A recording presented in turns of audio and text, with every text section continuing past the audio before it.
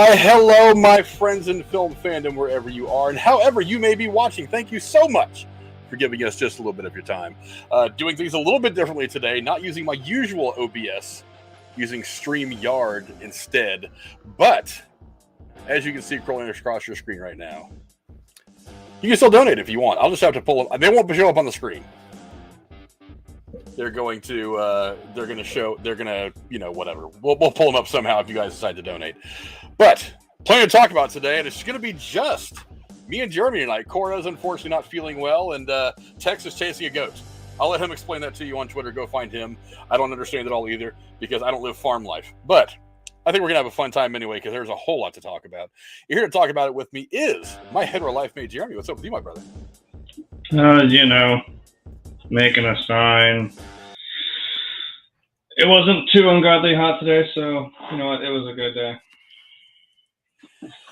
Yeah, it was relatively nice out. I was out helping my nephew. He locked his keys in his car last night and called me at like 1:30 in the morning.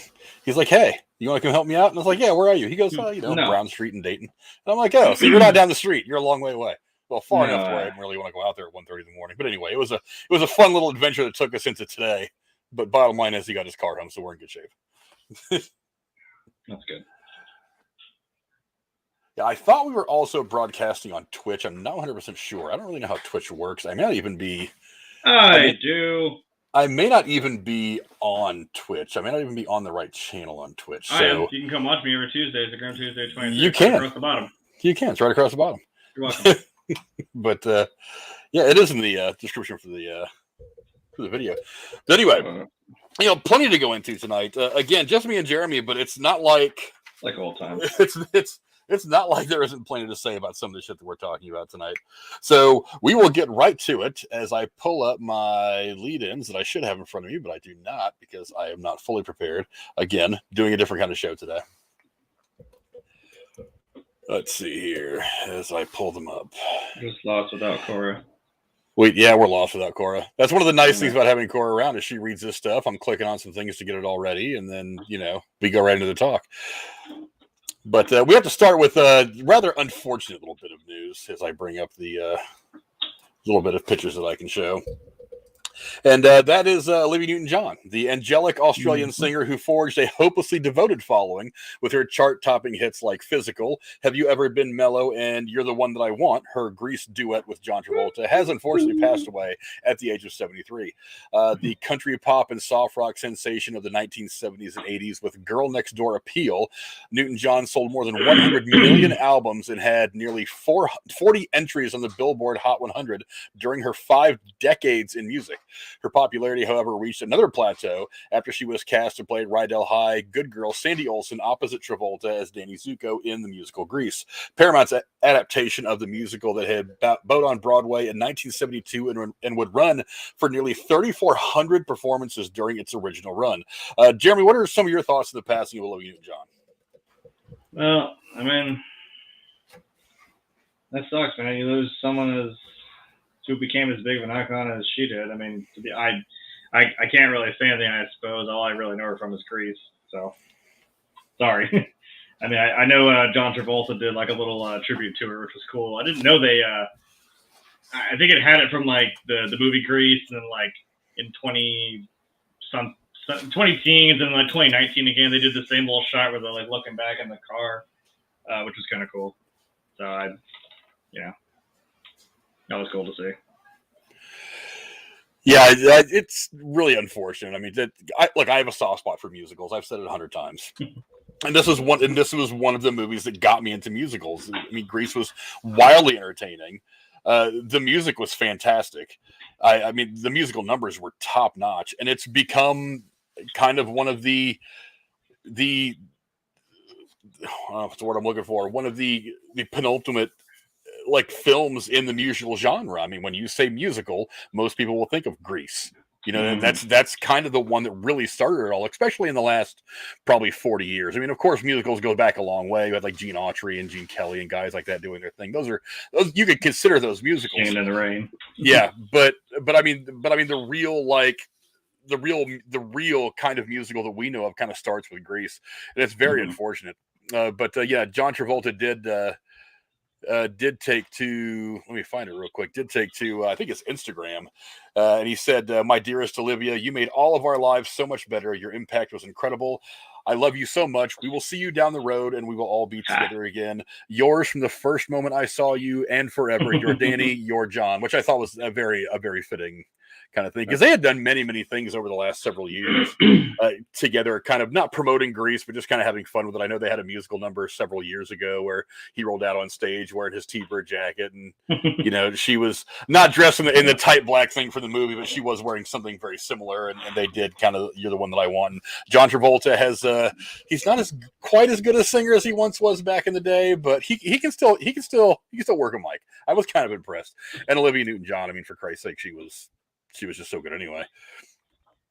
But yeah, it was her career was already very big when Grease hit, because she had actually already done a movie. She had done a sci-fi movie in Australia, I think in 1970. Oh, nice. Let me try to find, I forget the name of it for some reason. It's in here somewhere and I'm losing it. Oh. It's kind of buried in here for some reason. Let's see. Yeah, I'm not finding it. And I'm already trying to read this damn thing. But yeah, she was born in England and raised in Melbourne, Australia.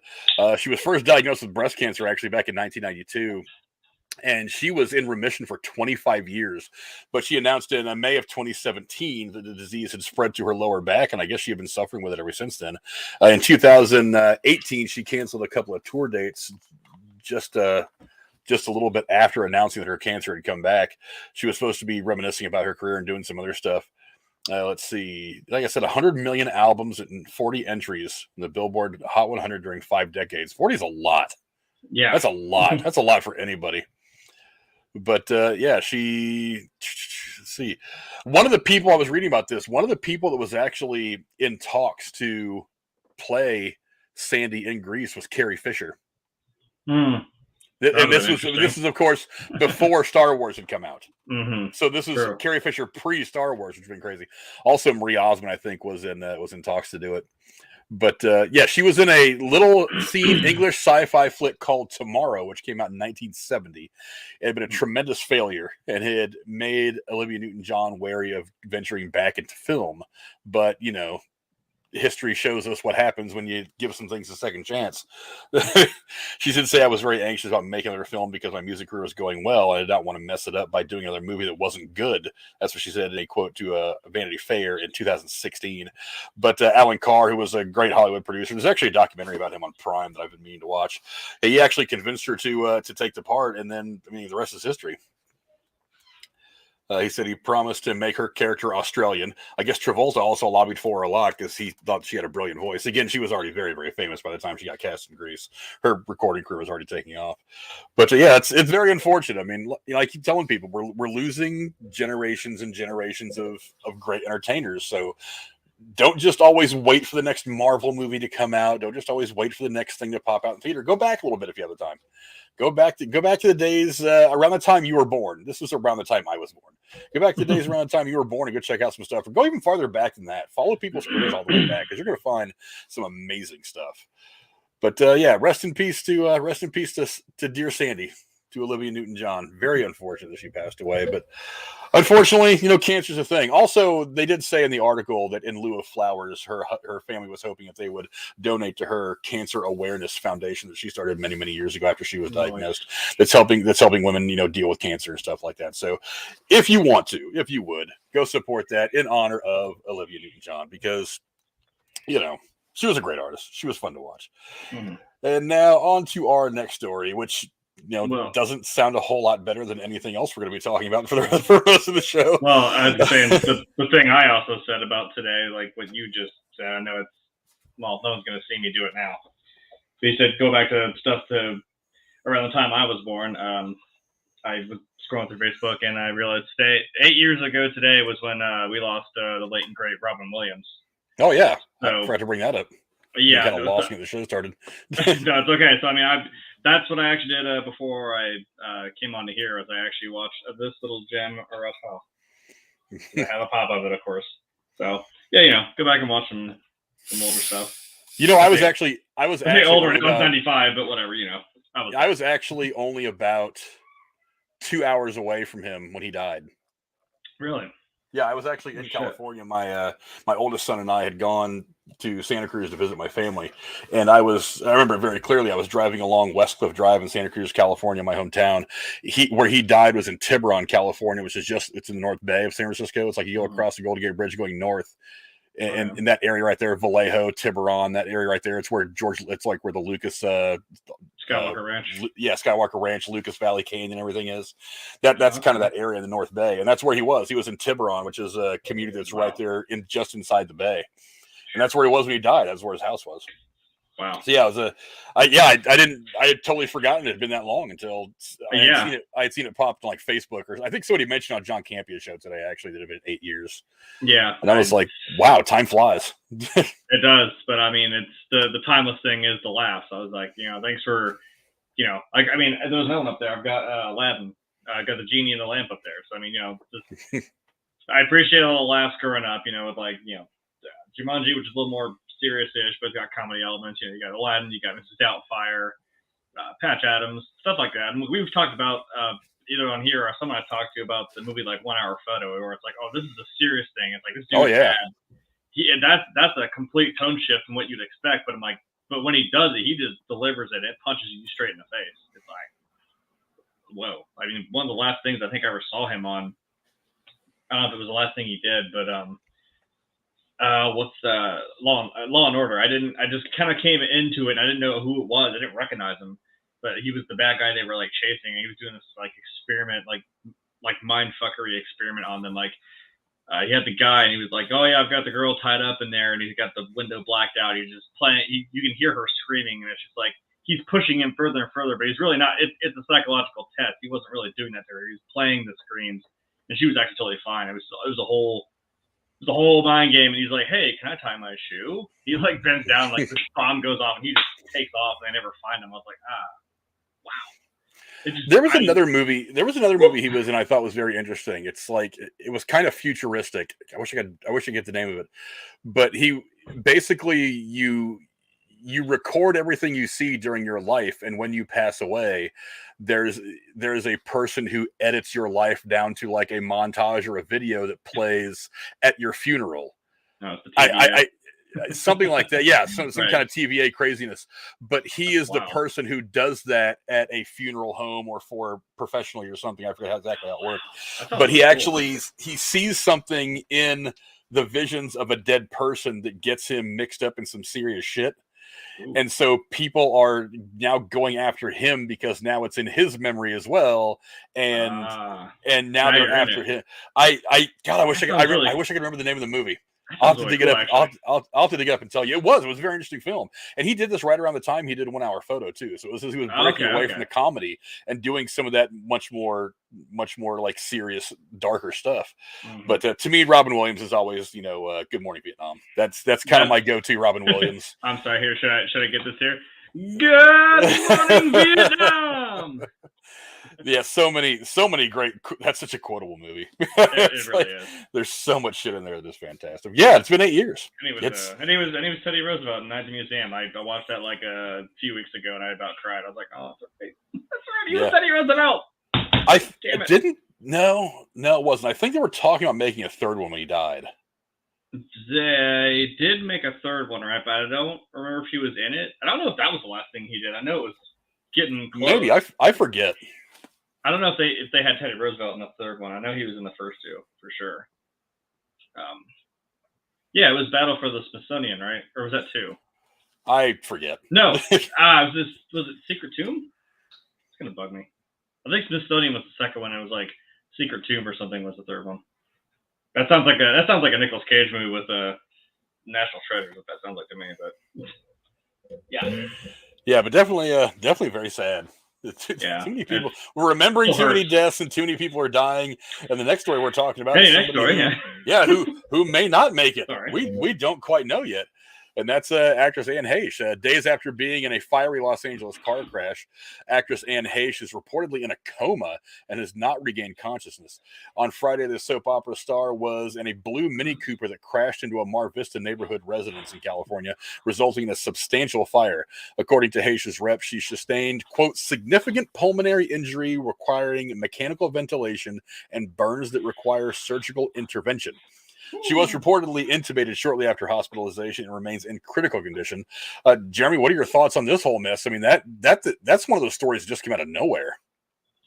That does not look or sound fun or good. I'd say the bright side is, I mean, well, you're still alive, hanging on, but man, I don't know. I guess just kind of hold your breath and see what happens. I don't know. Sometimes I wonder about that kind of thing. Like this is gonna get real deep and dark here for a second. Like, I don't know. I know most humans have like that drive to like, yeah, I don't want to die. I don't want to die either. Like, just something happens to you, you push through. Like, humans are annoyingly resilient. I mean, if that shows anything, to be fair. Sometimes I just think about all that stuff, and I'm like, I know it's from an outside opinion, but I'm like, if I had all that shit going on, I'm like, God, I think I'd rather die. But I don't know. I don't know. I wouldn't want to be sitting there just, vegged out in a iron lung. I don't know if they do those anymore or something like that. You know what I mean? They don't do iron lungs anymore. I think there's only one person in the world that's still an iron lung. Yeah, but you know what I mean. If I had to eat through a damn straw and have somebody sit there and pump air into me, and I don't know how much that'd be worth trying to live. Well, the difference between what she's in an iron lung is people in an iron lung can still be awake. She's like in a coma. Yeah, she's not awake. Fair enough. I was putting that pop back. I didn't hear that part. Sorry. Yeah, she's coma. Whew. Kind of makes my my sign up there a little sad. That was a Robin Williams thing. That was my sign. Just the little inspirational quote he had in that movie: "Make your life spectacular." I know I did. I'm like, oh, I'm gonna cry. But yeah, I mean, it's the crazy thing about it, and I was looking into it a little bit as we were getting ready to go live. It's that the preliminary testing. This is from the LAPD. The blood draw did reveal the presence of drugs.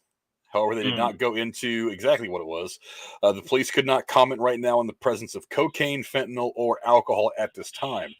I don't know what that means, just other than she had something. So they're obviously investigating this now as a felony DUI traffic collision due to the female in the house that was engulfed in flames. That's the other part of the story that's kind of scary. Did you manage to see the video? I know it was making the rounds on the internet. There was like one of the Ring doorbell cameras from the street. It didn't catch the crash, but it caught her blue Mini Cooper shooting down the street, and she was not going slow. So I kind of wonder. I kind of wonder if she was on something, or I mean, who knows? I mean, for those of you in the wrestling community that are watching, you guys know that Macho Man Randy Savage, when he passed away, him and his wife were just driving down the road, and he had a heart attack. So so the assumption at first was that maybe that she had some kind of a health crisis, because there's this other picture floating around, apparently just 20 or 30 minutes before the crash, of her with somebody who had posted a picture of them on Instagram, a selfie that he had taken, and they said that she didn't seem impaired at all, that she seemed very normal, very happy, that she was just her regular old self. So there was no indication to them. Now, that's not saying that they would know if somebody was intoxicated, or some addicts, they're really, really good at hiding it. But maybe, I mean, yeah, we don't know. I mean, it also does not say exactly what they found in her system. So what they found could have been something that she's taking prescribed to her by a doctor for a specific medical need. I don't want that to be forgotten, because I know when we read some of this stuff, we're like, oh, she was high. Everybody in California is high, driving around. People in Hollywood get high and drive around. Famous people get high and drive around. Maybe it's something that she had in her system for a totally logical and legal reason. So I don't want to shit on her just yet, but at the same time, I mean, it's in her system, and I'm kind of curious to see what it is. Also, it could have been something she did the night before and maybe wasn't feeling the effects of it anymore. And that's out there. I don't know if that's the case or not, but I mean that's out there. I don't know. What do you think of the fact that of the drugs in her system? Well, I mean, when you wake up, you're gonna have some explaining to do. Well, that's the thing, is she may not. I know that's always the coin toss we're going with right now. Yeah, I don't know. She might not. It's unfortunate. And the other sad part of the story is the woman's home that she crashed into was completely destroyed. The woman's lawyer, and I'm not gonna. They put her name in the article, but I'm not gonna say it because I don't want to be responsible for doxing anybody else. I think that poor woman's been through enough. She said, "My client is devastated by what happened on Friday. It apparently completely destroyed her house. Like the car crashed in there, and then a big fire started. And also, there was an interview that I had seen. I think it was on KTLA's YouTube page." A guy who I guess lived a couple houses away, who had seen the crash and ran there to try to render aid, and tried to get both Anne Heche and this woman out of the house because the fire started relatively quickly underneath the car, and couldn't get Anne Heche out, and was still trying when first responders got there. And they ended up having to, I think it said it took them an hour to like fight back the fires and get Anne Heche out of the car. Good Lord. So that's, I mean, yeah, so that explains the serious burns and stuff like that. As far as anything else, I mean, we'll figure that out later. But as of right now, she's still in a coma, still on a ventilator. Her rep has said that tests have been done, and doctors are evaluating whether certain surgeries can be done to improve her situation. Well, I mean, I don't know how much improving the situation. I mean, for any of you who have ever dealt with serious burns or know somebody who has, it's not something you come back from easily. It's a pretty tough road back. Not only that, but I mean, that's the kind of injury that lingers a lot. I mean, the kind of damage that burns can do to your body are pretty severe. So I really hope she's okay, and I hope we find out soon what's going on. I certainly hope she wakes up for a lot of reasons. Number one, because I don't like it when people die in crazy accidents. That's not fun. The other thing is, I am kind of curious as to what happened. I mean, my gut reaction tells me that she probably took something the day before or fairly recently, and that's probably why it was in her system. But remember, this is just a preliminary drug test that said they found something. Exactly what they haven't said, and they haven't said in what amounts. So it could have been something that she took in the days before for pain, something that was given to her by a doctor. We don't know that yet. So I don't want anybody to let the speculation run rampant that she was, doing crack while she was driving down a road at 90 miles an hour in a residence in Southern California. That's not the case. So let's make sure we don't speculate too much, and hopefully they'll come out with a more detailed report, and hopefully she'll wake up and be able to give police some answers herself, because they haven't been able to talk to her. She hasn't regained consciousness since the accident, from what I've heard. So I hope all that works out, because, like I said, I really hate when people die, especially stars. I've liked her. She was good in Volcano. Mm-hmm. She wasn't very good in that movie with what was it? Who was she with? 7 Days in Tibet or whatever with Han Solo. Yeah. 7 days and 6 nights or some shit like that. Something about Tibet. I don't know. That movie was so bad that it's forgettable to even me, who remembers all kinds of crazy shit about movies. I think I know what you're talking about. I think didn't they make a joke about that in Fanboys? They're like driving down the road. There's a poster for it. They're like, Harrison Ford has never made a bad movie. I'm like, everybody's made a bad movie. Every actor, no matter how good they are, no matter how much you like them, every actor's made a bad movie. That's just the way it goes. Look, they can't all be winners. It's like even Hall of Fame baseball players strike out every now and again. So you just get with it. Casey wants to know if he should predict her death. Well, I mean, it wouldn't matter now. You don't predict the death of somebody who's in a coma and on the verge of death. It's like, it doesn't do any good. Like if you'd have predicted it 2 weeks ago, I might have been like, you predicted her death. But no. Yeah. This all just happened. Actually, it happened last Friday. It happened almost exactly a week ago. So, yeah, I mean, good luck to her. Good luck to Anne Heche. Hopefully she comes out of it, because, like I said, I don't want to have to report another death. God, it's been a tough summer. It's been a tough year for celebrities. I feel like we've been like just about every show we've had somebody pass away, or at least or multiple people pass away for that matter. Because, good Lord, the year that Michael Jackson died, they called that the summer of death for celebrities. I feel like we've had more celebrity deaths in the last 6 months. Yeah, the last couple of years even have been significant ones. Damn rough. Yeah, there's been a lot, honestly. I mean, I know that's a pretty big icon that died that year, and also overshadowed Farrah Fawcett, but whatever. Yeah, big time overshadowed. I remember I was watching Fox News when that news broke. I just got home from work when the news broke on Michael Jackson dying, and they literally were. I think it was Shepard Smith. Who I love watching him on the news. He was just like, "Oh yeah, by the way, Farrah Fawcett died today too." But back to Michael Jackson, and I'm like, "Wait, anyway, Farrah Fawcett." Let's moonwalk back to Michael. Like, hold on, back it up. One of Charlie's Angels, Farrah Fawcett. Come on, can we talk about this for a second? This is news.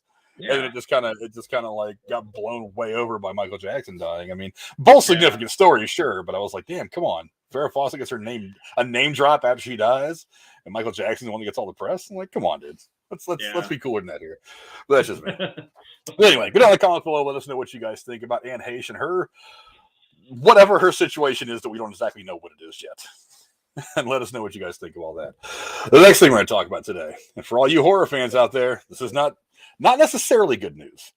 Neve Campbell is opening up about her future or lack thereof in the Scream franchise. The actress who originated the role of final girl Sidney Prescott and has played the legendary character in all 5 Scream films so far announced in June that she was stepping away from the series over an apparent salary dispute. Calling the move a very difficult decision, Campbell also thanked fans for their support over the past 25 years. There may be hope, though, as Campbell recently told Entertainment Tonight that the coffin isn't nailed shut on her possible return to the series. Jeremy, we've talked about this a month or two ago when this news first broke. What do you think about Campbell's comments about not returning for Scream 6? Are our cameras back up? Do you see my face? Yeah. Is that right? Do you ever see the face I'm making? I don't know if I rolled my eyes too loud. I may have, if you all heard that a second ago. Whatever. Next. Let's bring up what's his face, who plays Bender in Futurama. You're not gonna look. I don't star in Hollywood movies. I guess neither do I make them.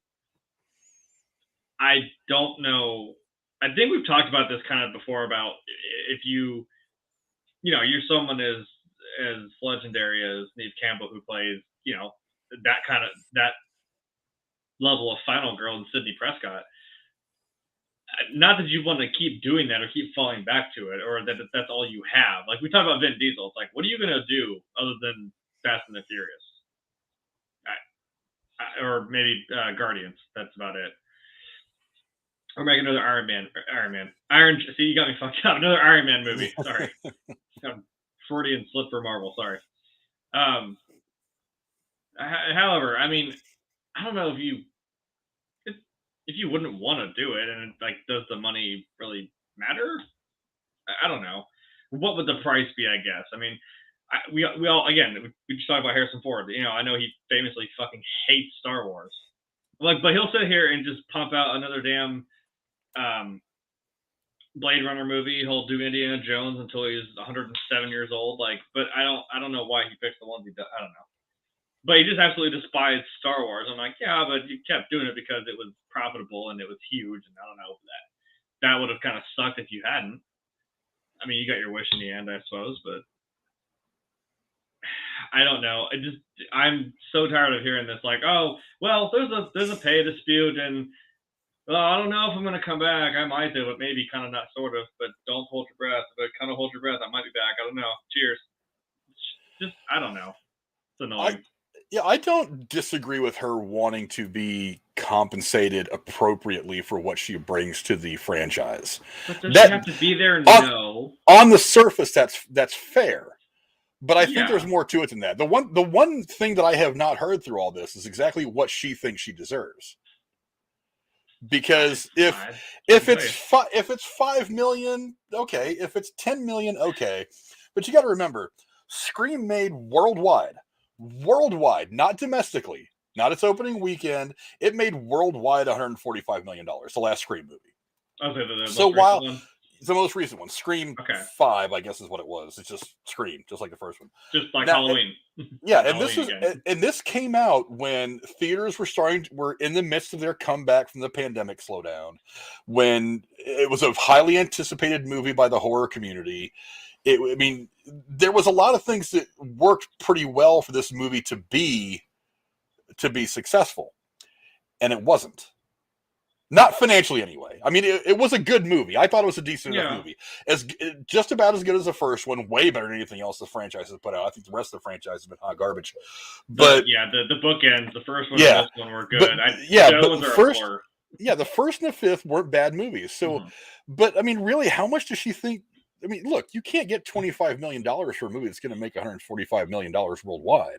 Yeah. That's just dumb. I mean, we're going to talk here in a minute about Zaslaf and the finances of filmmaking, and that's the kind of thing that he would look at it and say, "I'll just kill your movie completely and it won't get made." It's just you can't demand too much just because, you know what I mean? Look, it's not like she's hurting for money. I mean, she's in this show called The Lincoln Lawyer. She's been in a lot of really good movies away from Scream. She's done a lot of really good work. So she doesn't have to. Yeah, it's not like Vin Diesel and like, I'm not going to make $1 unless half the movies I make are Fast and the Furious movies. She's not in that kind of position. She's doing pretty good for herself. So, do you really want to throw a big number out there just because you think that you bring this much to the franchise? It's like, you're important, sure, but this franchise can't go on without you. Which leads me to one thought that I had about this. This is not a bad thing for the franchise, because if this franchise is going to work beyond Sidney Prescott, you need to know now.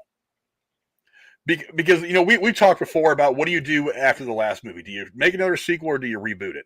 Well, I'm kind of all for a reboot. I'm okay with that because they could still. I think I mentioned this before. They had that kind of meta discussion about it because this is because I didn't know what this movie was. Was it a reboot? Was it a sequel? Or sequel reboot? I don't know. And they had a little discussion around the table there and the coffee table about it. I'm like, you can still have fun with this if you made it a reboot. Because, I mean, you did kill off one of the big three. That's where my mind was going. I'm like, if you don't want to go there, you don't have to. You could just reboot it. So. But also, here's one of the things I find interesting, and this is an interesting potential thing that can happen, is she's not in this movie, and this movie does well. Now, this movie is not going to do $500 million. I mean, it's not going to. And there's a considerable amount of star power behind it. I mean, they've added a bunch of people. I mean, who they? I mean, Hayden Panettiere is going to be back, so that alone kind of fixes some of it. And then you got Jenna Ortega coming back. Courtney Cox is going to be back. Mason Gooding, Jasmine Savoy Brown is coming back to reprise their roles.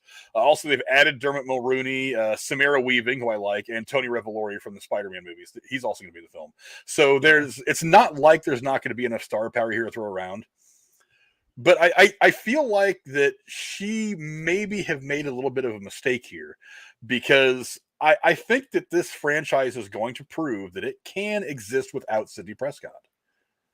And then she's going to look at this and be like, well, this movie comes out without me.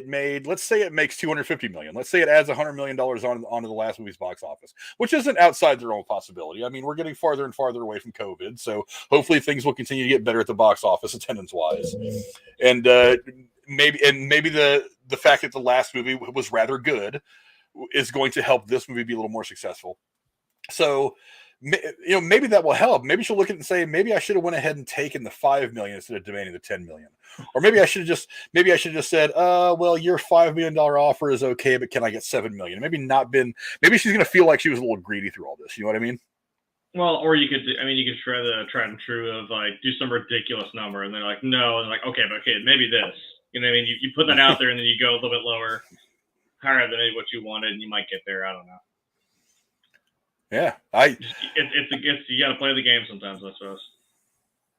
Yeah, but there's already this one rumor going around that she's apparently going to be in a post-credit scene in this movie, which I don't. That could also make sense. I mean, if you're going to put her in there, put her in for the last couple minutes, whatever. But no, I think that would be dumb. I would legit roll my eyes and be like, come on. I would have an audible response in the theater if that happened, because if you're not going to put her in the movie, why have her in a post-credit scene? What's the post-credit scene going to possibly be that's going to make any sense? Well, that's why I always just hold my breath with these post-credit scenes and any of these Marvel things, because it's not quite levels of Shyamalan, but I'm like, none of this shit is going to matter, and the real big holy crap bomb is going to be the last minute of this movie after the credits roll, and I'm like, okay, that's really what. I'm not saying the movie doesn't matter that we just watched before that. I'm just saying it's like, all right, but like, what's about to happen that's going to turn this whole thing on its head in the next like 30 seconds? I don't know. Yeah, I don't think a post-credit scene with her makes any sense at all.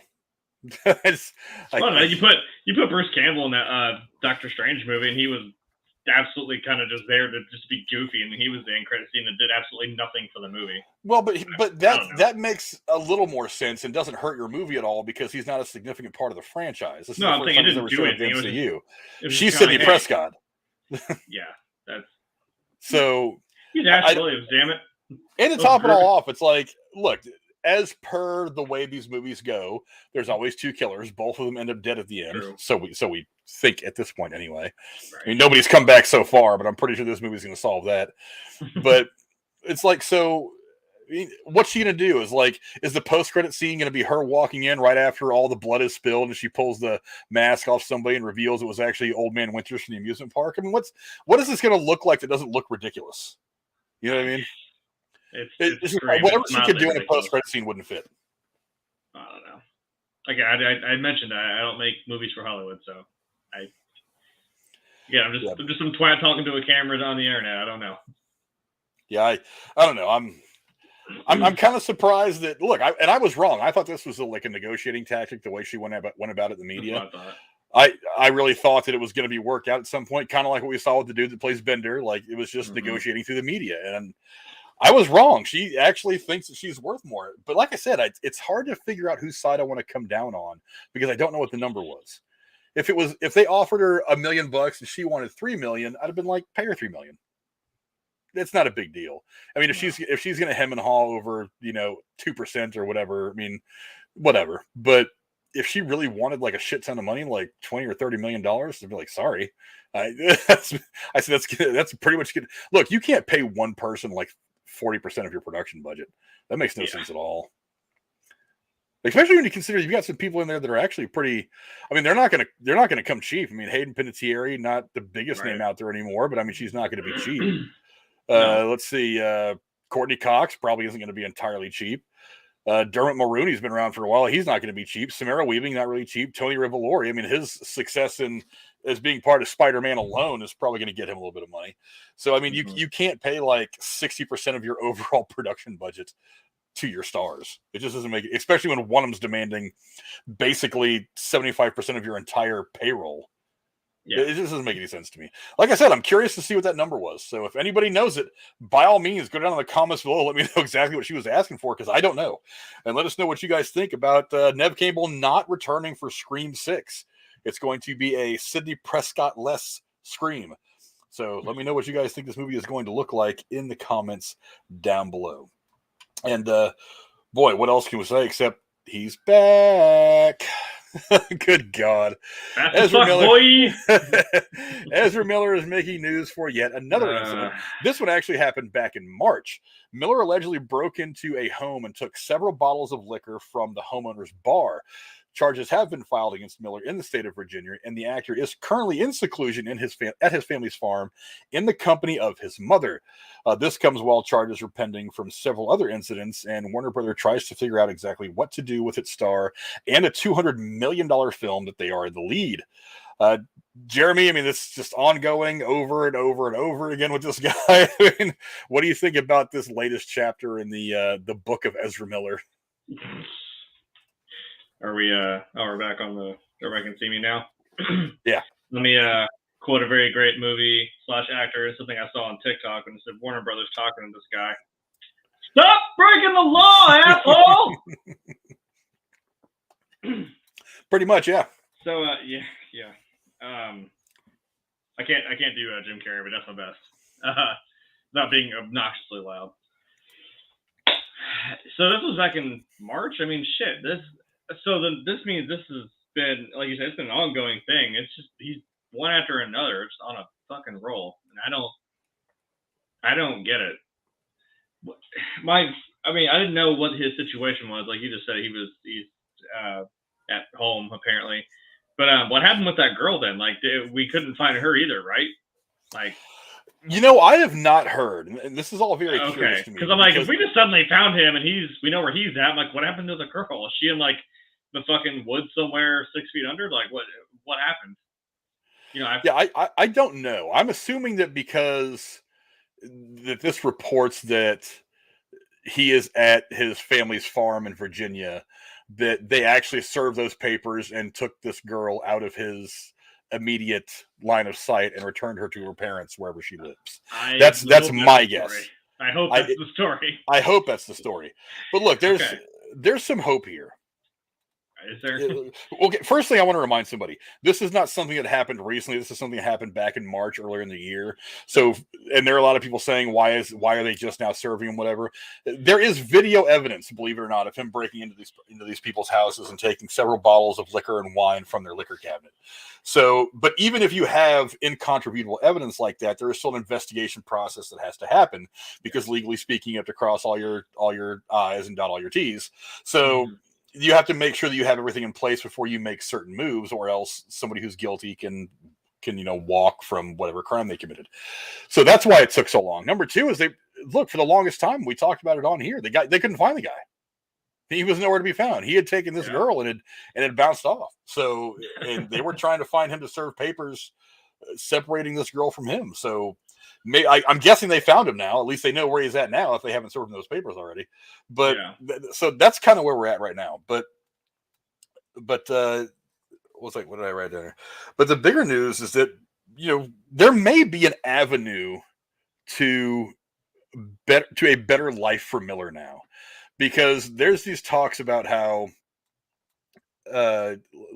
there's talk out there that because his mother is with him, that maybe there's going to be somebody who can actually say, okay, you need to go talk to a therapist, you need to stop drinking, you need to stop whatever else you're doing to your body physically, and just kind of get your mind right before you move forward.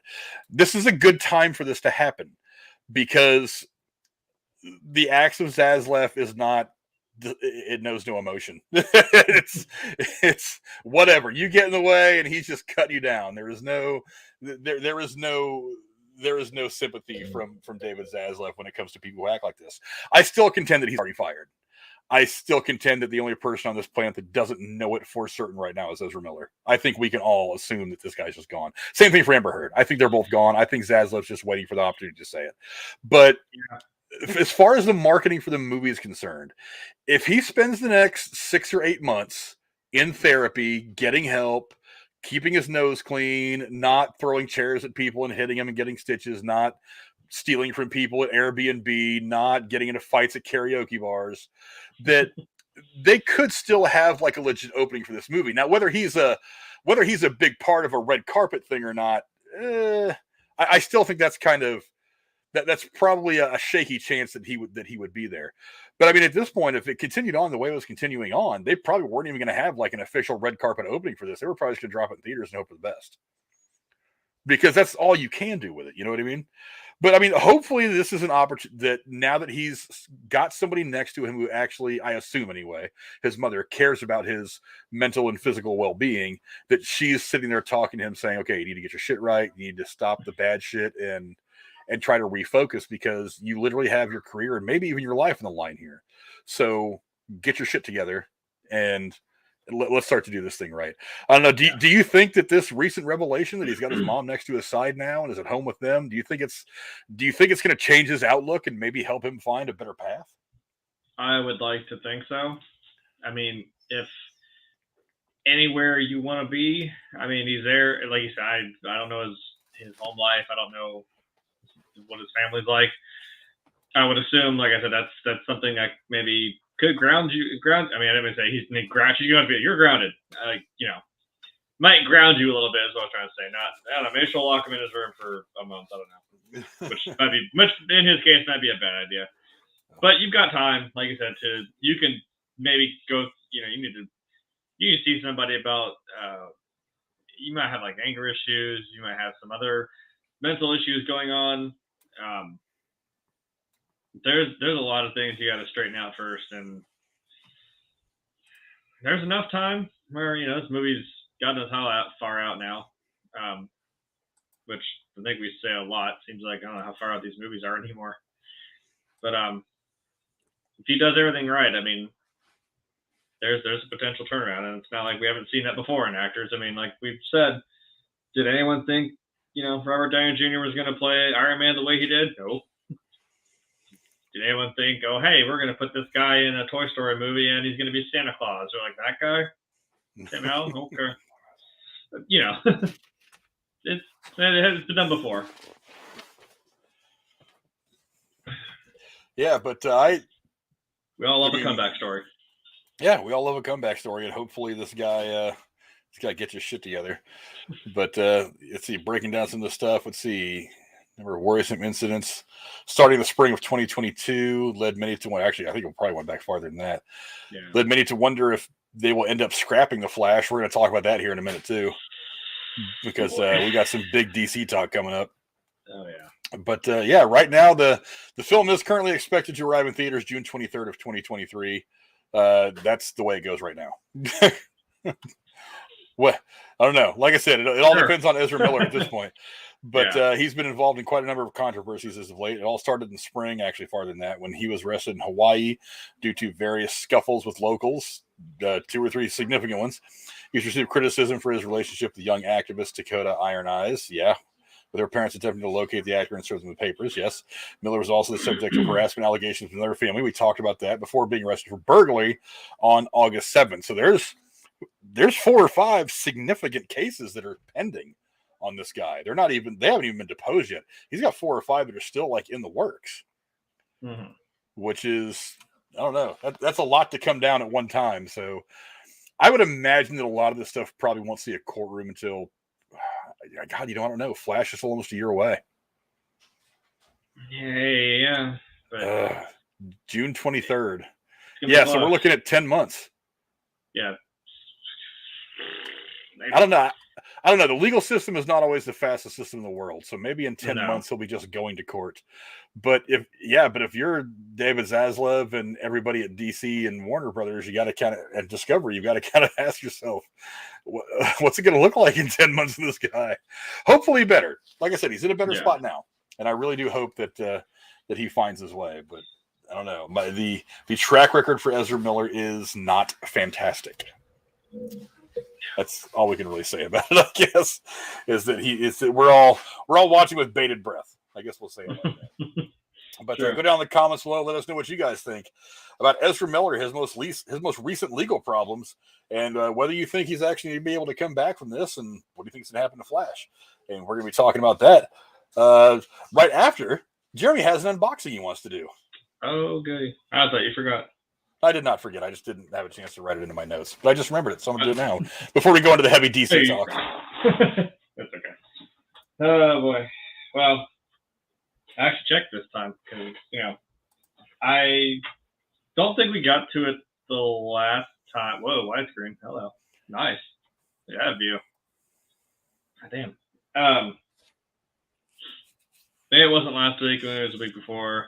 I have them come in, but I got curious and I thought, well, let's just actually look at it. I know sometimes these unboxings aren't genuine, but if that had been genuine, I was about to be really pissed off because that box was absolutely destroyed. Even in it had a protector on it. It was still messed up even in that. So this one I checked and I made sure, and it was all good. It was like they had I popped it because I'm a child, but that was popped. I mean, it's in bubble wrap now, and I think in something it might be. Maybe not. But since, well, I need to actually open this. Hold on. I semi-opened it, okay? Let me alone. I want to open the thing and have a crushed pop. Actually, I haven't had a crush in a long time. Or sun kiss. I don't have ADHD. What are you talking about? But I am excited for this one because this one's actually not necessarily special, like box-wise, but I only have, this makes 3 now that are sideways, and they now are widescreen. We can see them up there. It's glare. There's Dr. Ian Malcolm, the young one, and the Nuka girl from Fallout. Get this out of here.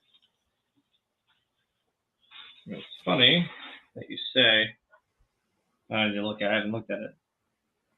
It's absolutely adorable. But we're going to keep the Jurassic Park, or in this case, Jurassic World theme going. But we now have Blue and Beta. So I can get the glare to stop.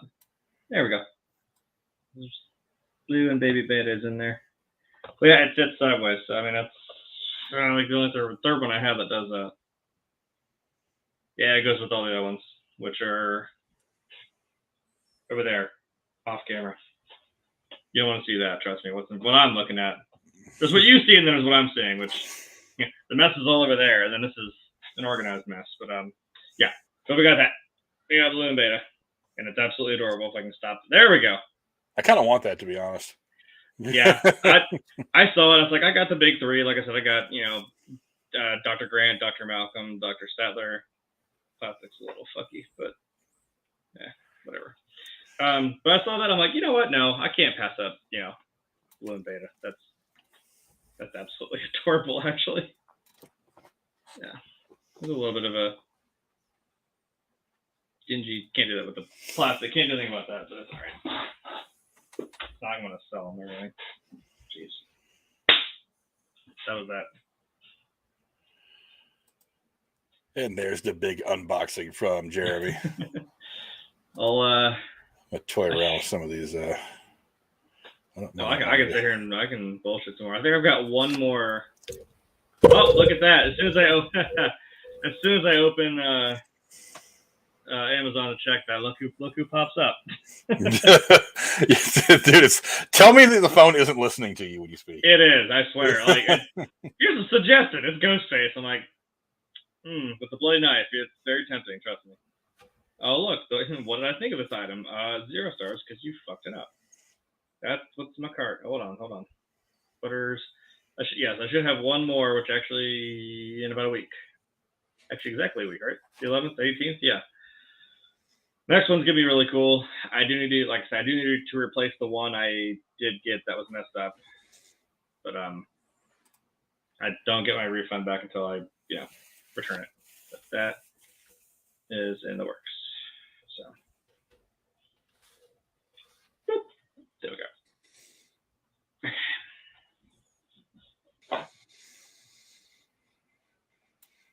What are you looking at so intently? I was like, wait, are they on well, I can't, like, baby blue, beta is just, like, absolutely adorable. I'm like, wait, they're on a stand, I think. Looks like they're on, like, a little platform. That's kind of cool. I mean, I don't know if I mentioned this to anybody. I think I mentioned it off camera. Oh, wait, I don't know if you saw it then. Did you know about the They Live pops? I thought you had showed me one. No, I mean, there's something, if you look inside the box, there's something. You might have been gone. I think I discovered it when I was talking to Tex. I do not know what you're talking about, so I probably. Okay. It's right. Give me 1 second. This is going to blow your mind.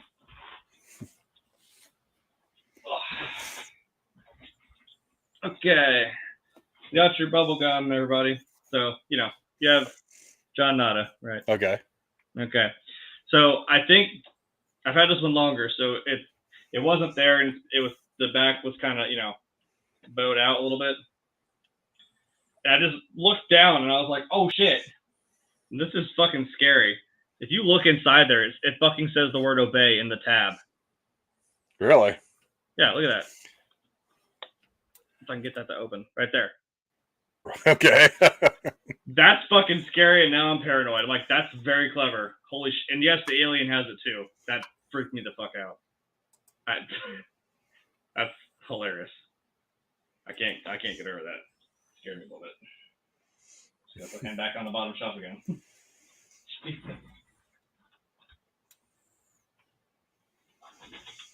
was like sitting there scouring the box too. I'm like, does it say other stuff? Like, shit. Does it say like shop or kill or obey, or not obey, reproduce, and what is it, some of the other ones? I haven't seen that movie in years. Need to watch it. Well, I watched it again recently because I wanted to show Rachel, because I'm like, yeah, this movie still hits hard almost 30 some years later. It's wild. Or 25 years later, maybe. It seems like forever ago. Or maybe just 30. I don't fucking 40 years ago. I don't know anymore. Well, hell, I don't know if it's been that long. Well, wasn't it the late 80s? Or yeah, no, it was late. You're right. So 30 some maybe, right? 30, 32, 33 years. It's like 87 or 88, right? Yeah. Okay. Yeah, I turned 30 this year. I know. Thank you. It's freaking me out too. I know I don't have room to say shit. I know. I heard you breathe in. I'm like, don't. You're old. He's one of these days, you're gonna look at your beard and you'll be like, I almost as much gray as Frank. Holy shit! What the hell happened? Frank's over there swinging a bigger cane in his yard at kids than I am right now, so I get it. I'm just gonna get He's got reach. He can just join. I'm just gonna get you a shirt that says "Get off my yard." If you guys do that for my birthday, I won't even be mad. No, you need to make no. If you can make a parody shirt, just you'd have Harrison Ford instead of saying "Get off my plane," just "Get off my lawn." Get out of my Millennium Falcon. Get off my ship. Right. Oh, my family back. Yeah. It's like that Family Guy skit where he just runs down the street screaming at everybody. Oh, my family back. Oh, my family back. Okay. We don't know who you are. Right. Oh, goodness. But let's go talk about all the chaos, though. And boy, there's so much going on now with Warner Brothers. So much talk after that investors call. As I bring my lead-ins up again. Let's see. Just 2 days after Warner Brothers Discovery made the stunning move to cancel the HBO Max film Batgirl, a very unapologetic CEO David Zaslaf sought to reassure Wall Street that there is a cohesive plan for the future of DC during a shareholders call. Zaslaf touted a number of DC films coming up, including Black Adam and Shazam: Fury of the Gods, and addressed rumors that some of those films could shift dates without confirming or denying any specifics. Zaslav's comments came at a fraught time for DC. On Tuesday, Warner announced the news that it was shelving its $90 million Batgirl movie, which was deep into post-production ahead of a planned HBO Max release. Multiple sources noted that Warner Media Discovery was opting to use losses from the film as a tax write-down rather than release it. Jeremy, it's been kind of a crazy 2 weeks for DC and all the news coming out of it. What do you think of the current state of the DCEU, both kind of long and short term? Well, I mean, he just kind of cut everything off at the knees and just, pushed it over into the grave and said, all right. Anyway, that's kind of, he's kind of doing the Loki thing, like, oh, very sad. Anyways, here's my plan. Like, I don't know. I've seen the memes at like the gravestone, like all the shows that were just completely fucking axed in the face. Then there's that guy. It's got his name by the guy who's by the grave going like, I'm like, right. I don't know. Is this cleaning house? Is this what this is? Like, I know what I think it is. As someone who's managed a business for, several businesses over the years, I know what I think it is. Because every now and again, what happens is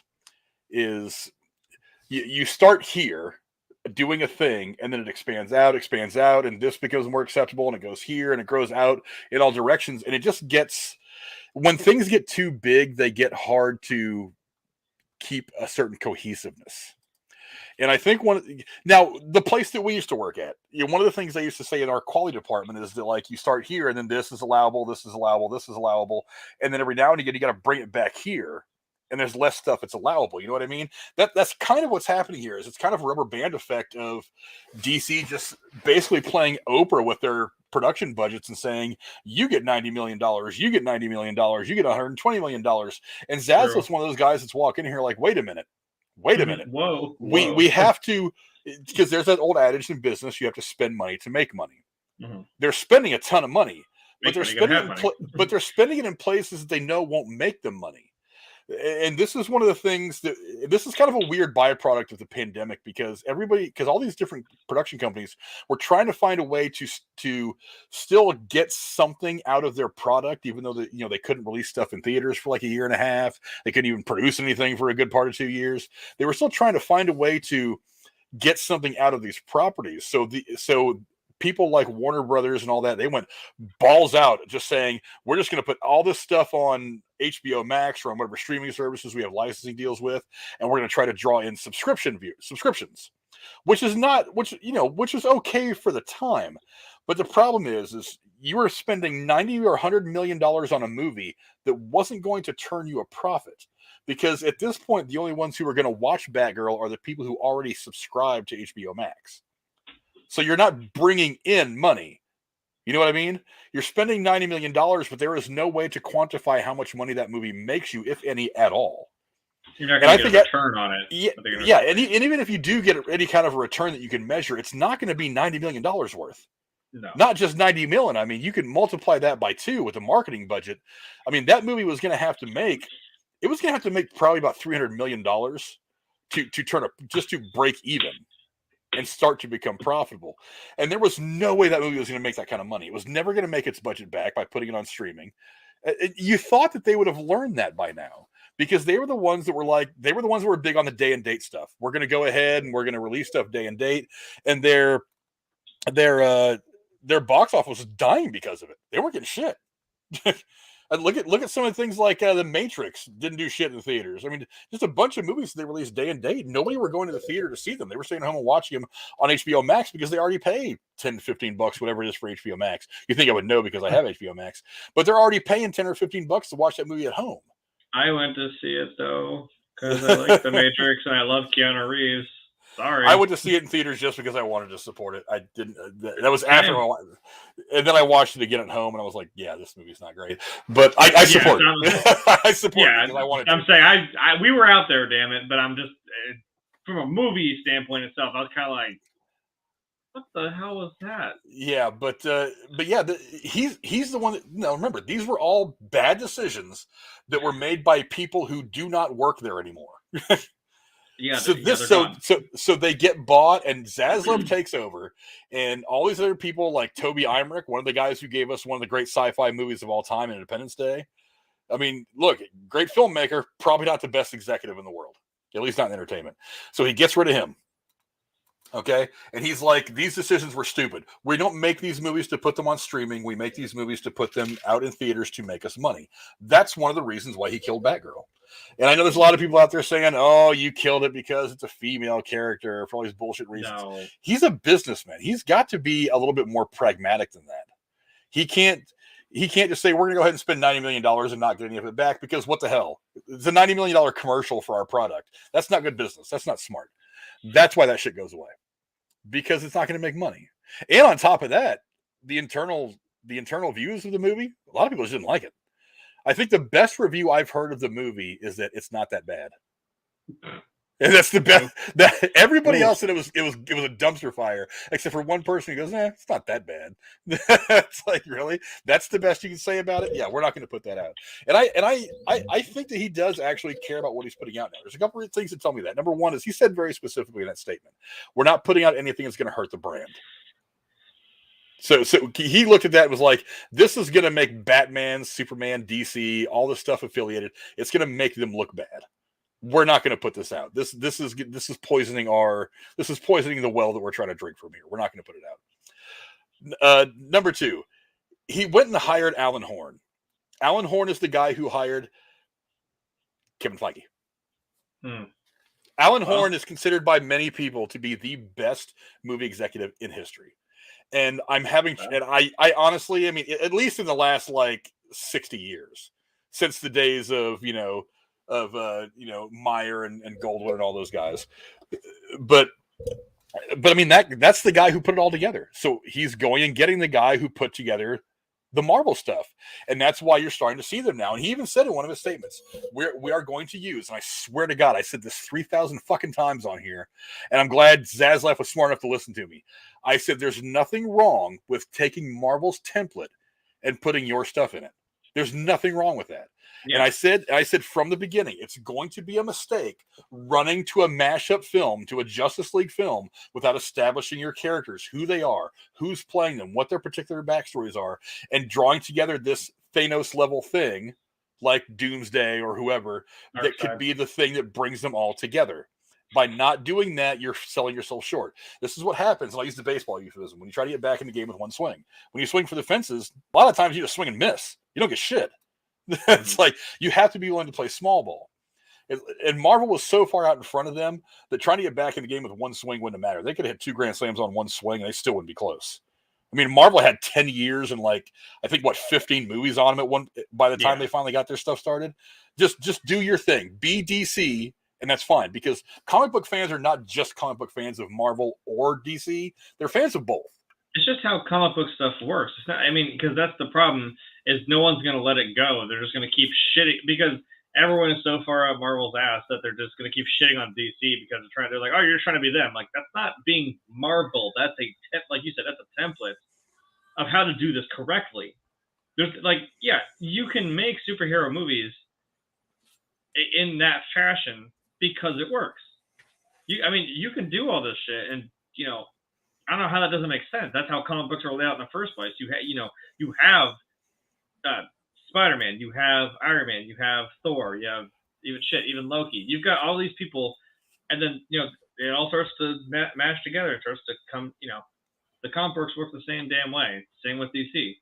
So I don't know what the big deal is. I know, again, the internet's a mean place, and they're just going to be like, hey, you're just trying to be DC. Haha, fuck you, screw yourself. Can we just do our thing?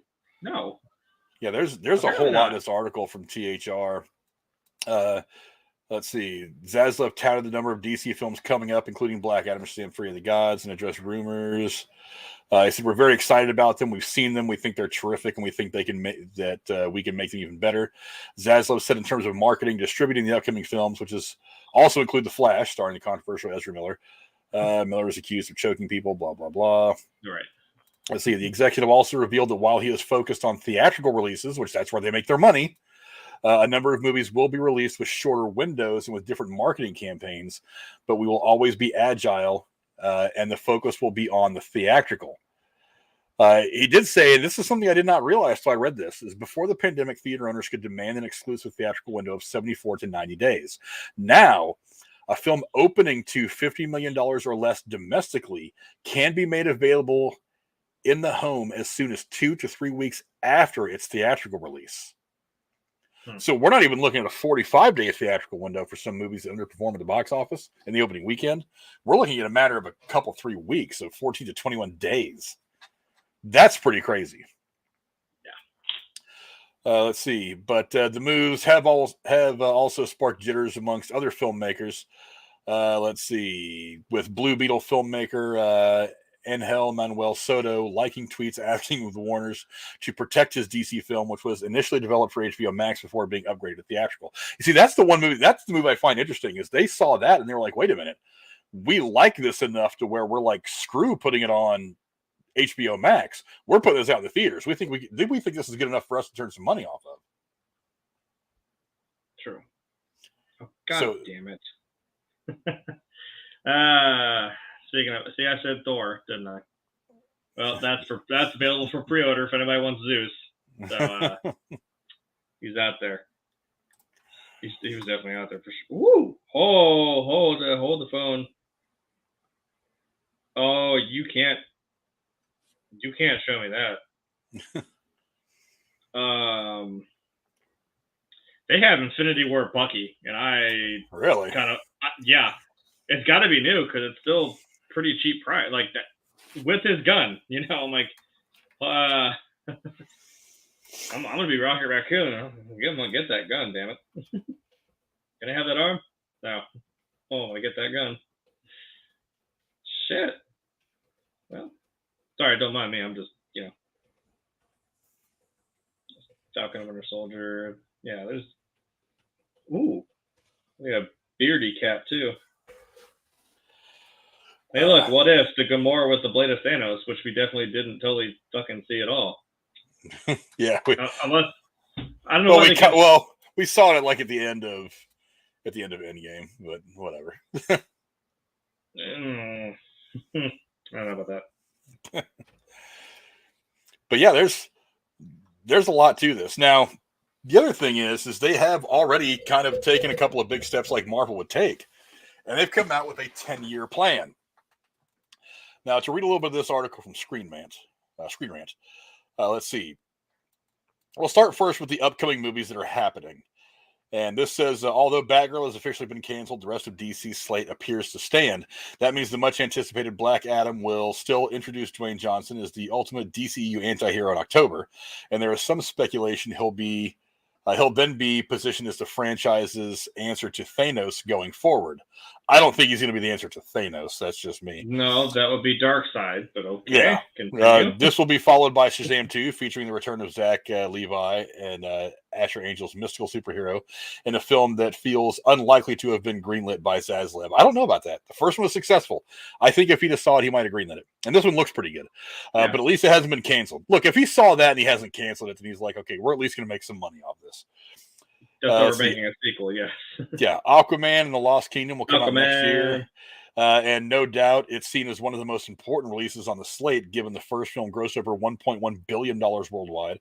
The Flash is still expected to release next year, with many expecting it to serve as a literal reboot due to a Flashpoint-inspired storyline, possibly meaning reshoots could be necessary to bring it into line with the new approach.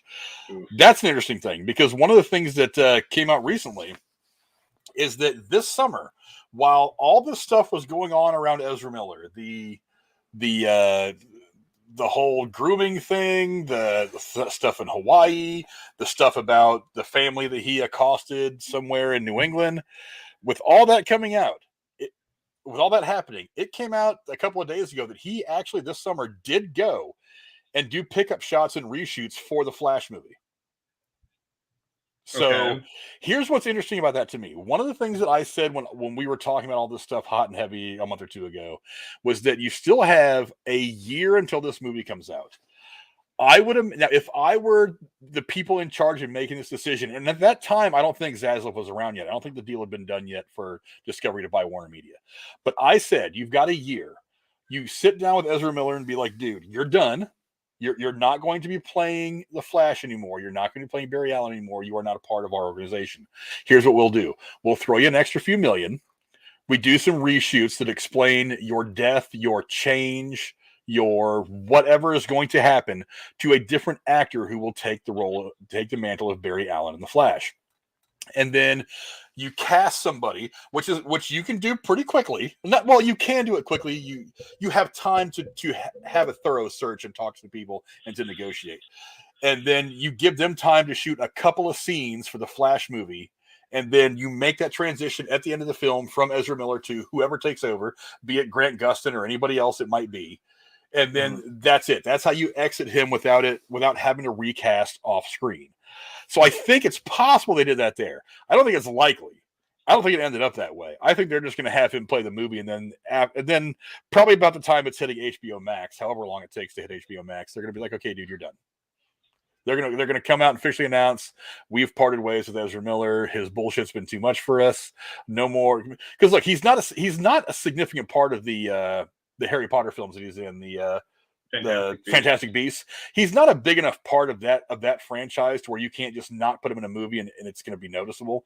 But you can't put him in a Flash movie because he's the Flash. He's the entire movie. He plays multiple roles in this movie, so that's why reshooting probably wasn't the thing that could be done. But also it says finally there's been no bad news about Blue Beetle, although Batgirl's cancellation has left audiences concerned. Hopefully those fears will prove to be unfounded. Yeah, look, they promoted Blue Beetle from HBO Max to theaters. They must like it. Yeah. So the release dates that haven't changed are Black Adam in October, Shazam in December. Those are this year. Next year we have Aquaman and the Lost Kingdom March 17th, The Flash June 23rd, Blue Beetle is supposed to come out August 18th, and of course you have the non-DCEU related, as far as we know, Joker Fallait Adieu, that's coming out October 4th of 2024. So we're still a few years away. I think we just heard, even though I think it was pretty glaringly obvious, that Lady Gaga was going to be Harley Quinn. Well, who else would she play? Although there is something I saw, I didn't get a chance to read it, but I think Zazie Beetz said that she was in talks to reprise her role as well. So I don't know what that's going to look like. I mean, we'll have to wait to see what that story looks like. I mean, I'm okay with it. Yeah, I'm okay with it too. I like Zazie Beetz. I thought she was really cool in Deadpool too. Yeah. Let's see. Now, the DC movie's 10-year plan does mostly seem focused on the biggest names. Let's see. It seems to be focused on the 4 biggest DC brands: Batman, Superman, Wonder Woman, and Aquaman, the Trinity plus the Trident. These were the ones specifically name dropped by Zaslaf during the earnings call, and their logos were placed in a position of pride in some slides of his presentation. Ironically, this approach to the upcoming DC movie slate is the exact opposite of Marvel's strategy, because the MCU was built at a time where Marvel lacked all their biggest brands like Iron Man, Thor, Captain America, who are big names now, but they weren't exactly big names when they kicked everything off back in 2008. Captain America, I would argue, was probably a good size one, and maybe even Thor. I know Iron Man. A lot of people were kind of questioning, like, Iron Man, really? He's not the biggest character in the comic book universe. Why are you going to start with him? We're glad that they didn't listen to us on that one, because Iron Man became a beast. And then they went on to talk. RDJ.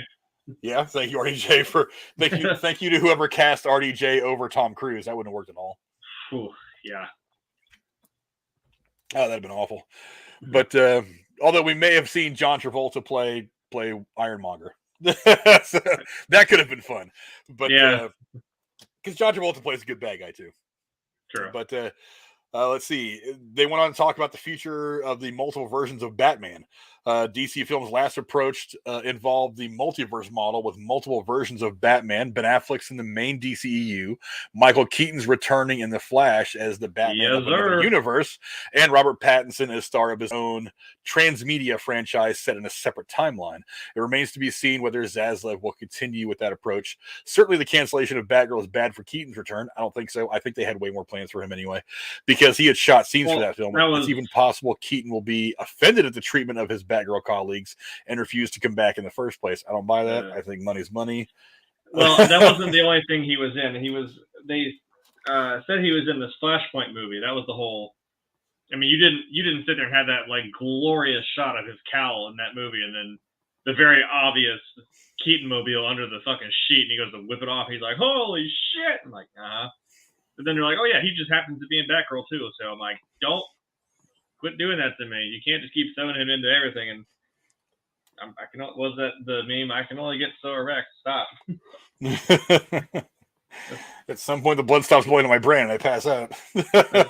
Longer than 4 hours, I think I have a problem. I'm gonna call somebody. But he said they do plan to build a transmedia universe off the back of the Batman.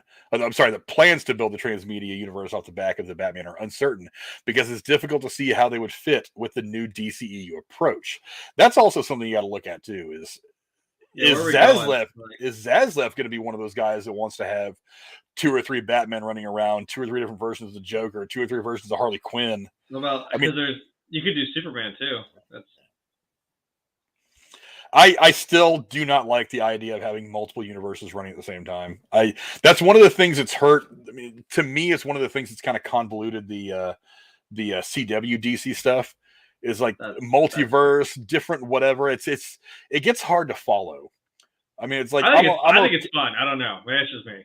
I'm okay for a complicated story that kind of challenges me, but there's so much stuff. It just gets a little silly. Let's see. Well, like Evan Peters coming back to be Quicksilver, even though it's totally not him from a different universe.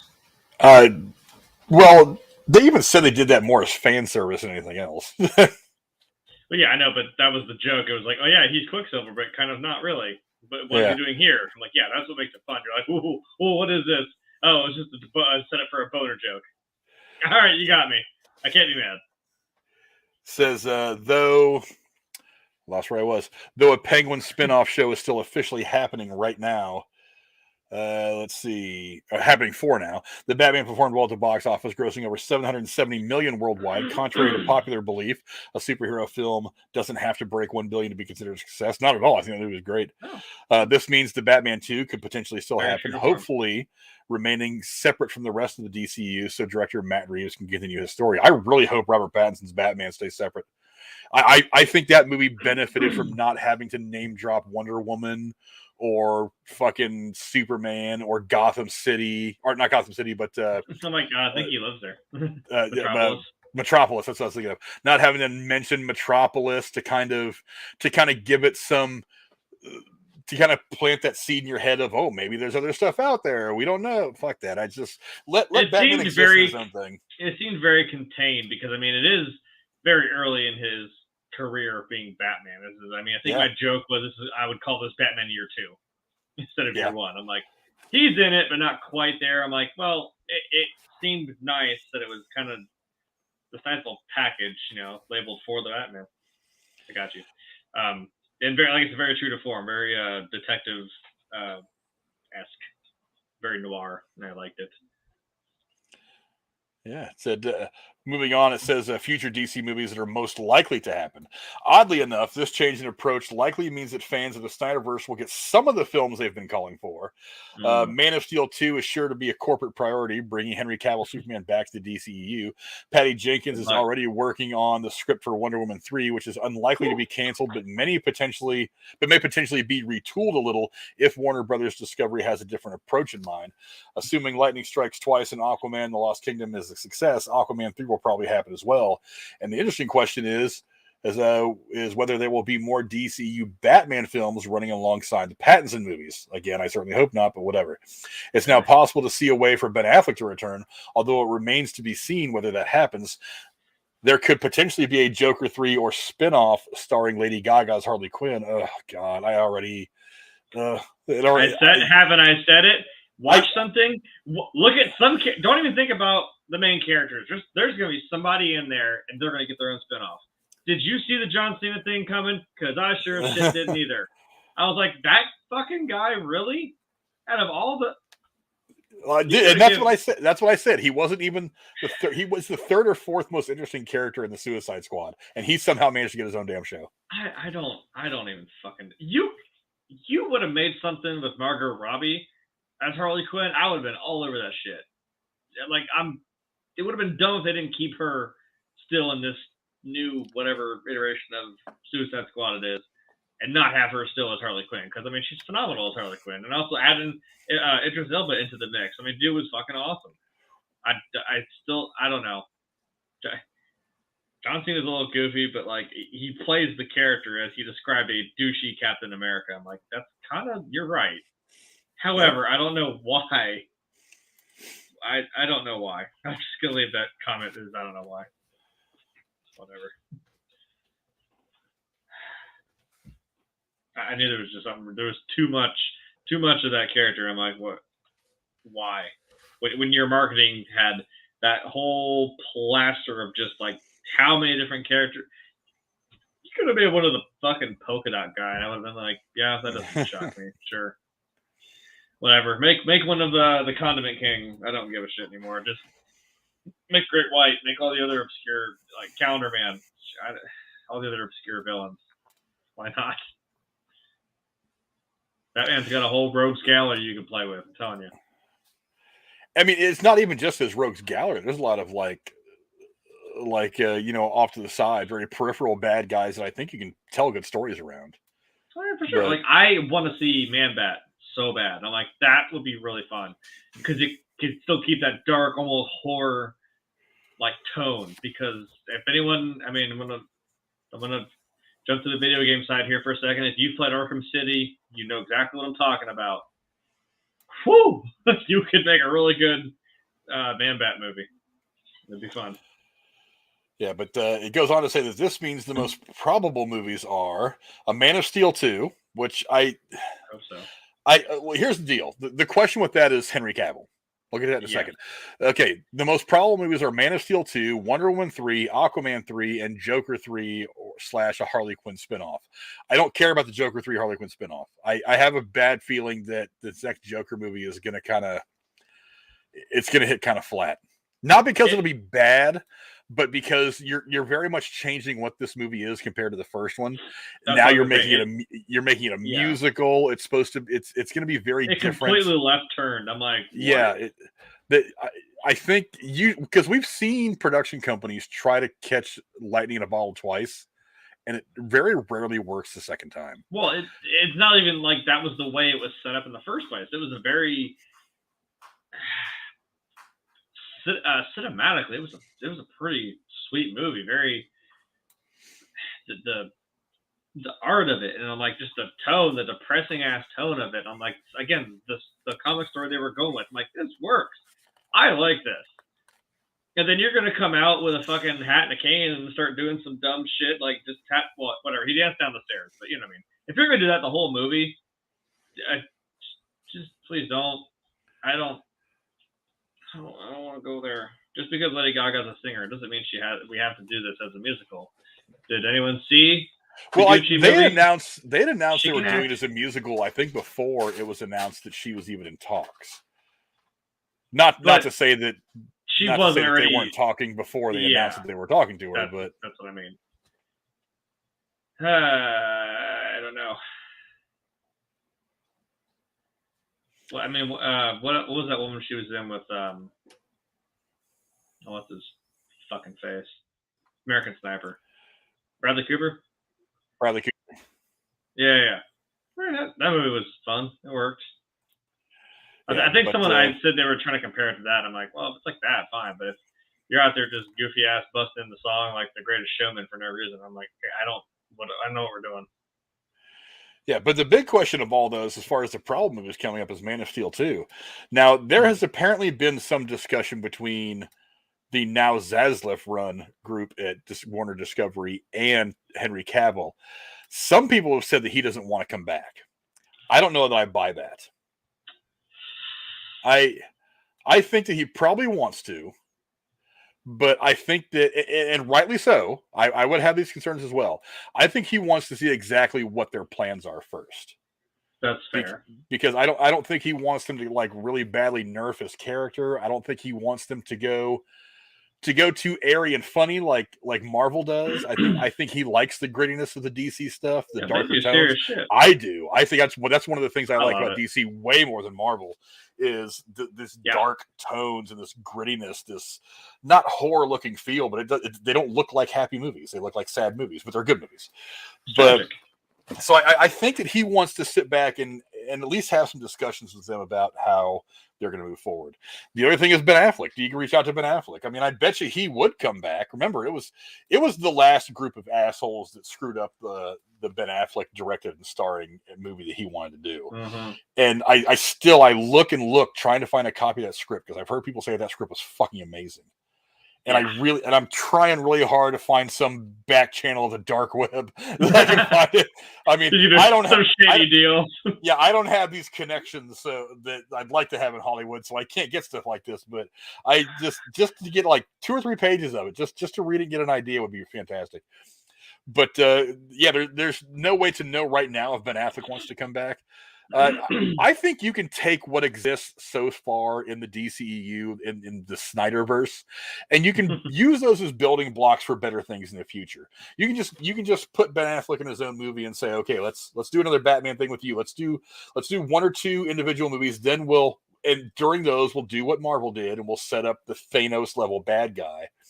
And we'll build up to you guys getting together again. Because there's plenty of stuff they can just retcon or not mention. You don't have to mention that you ever fought fucking Steppenwolf.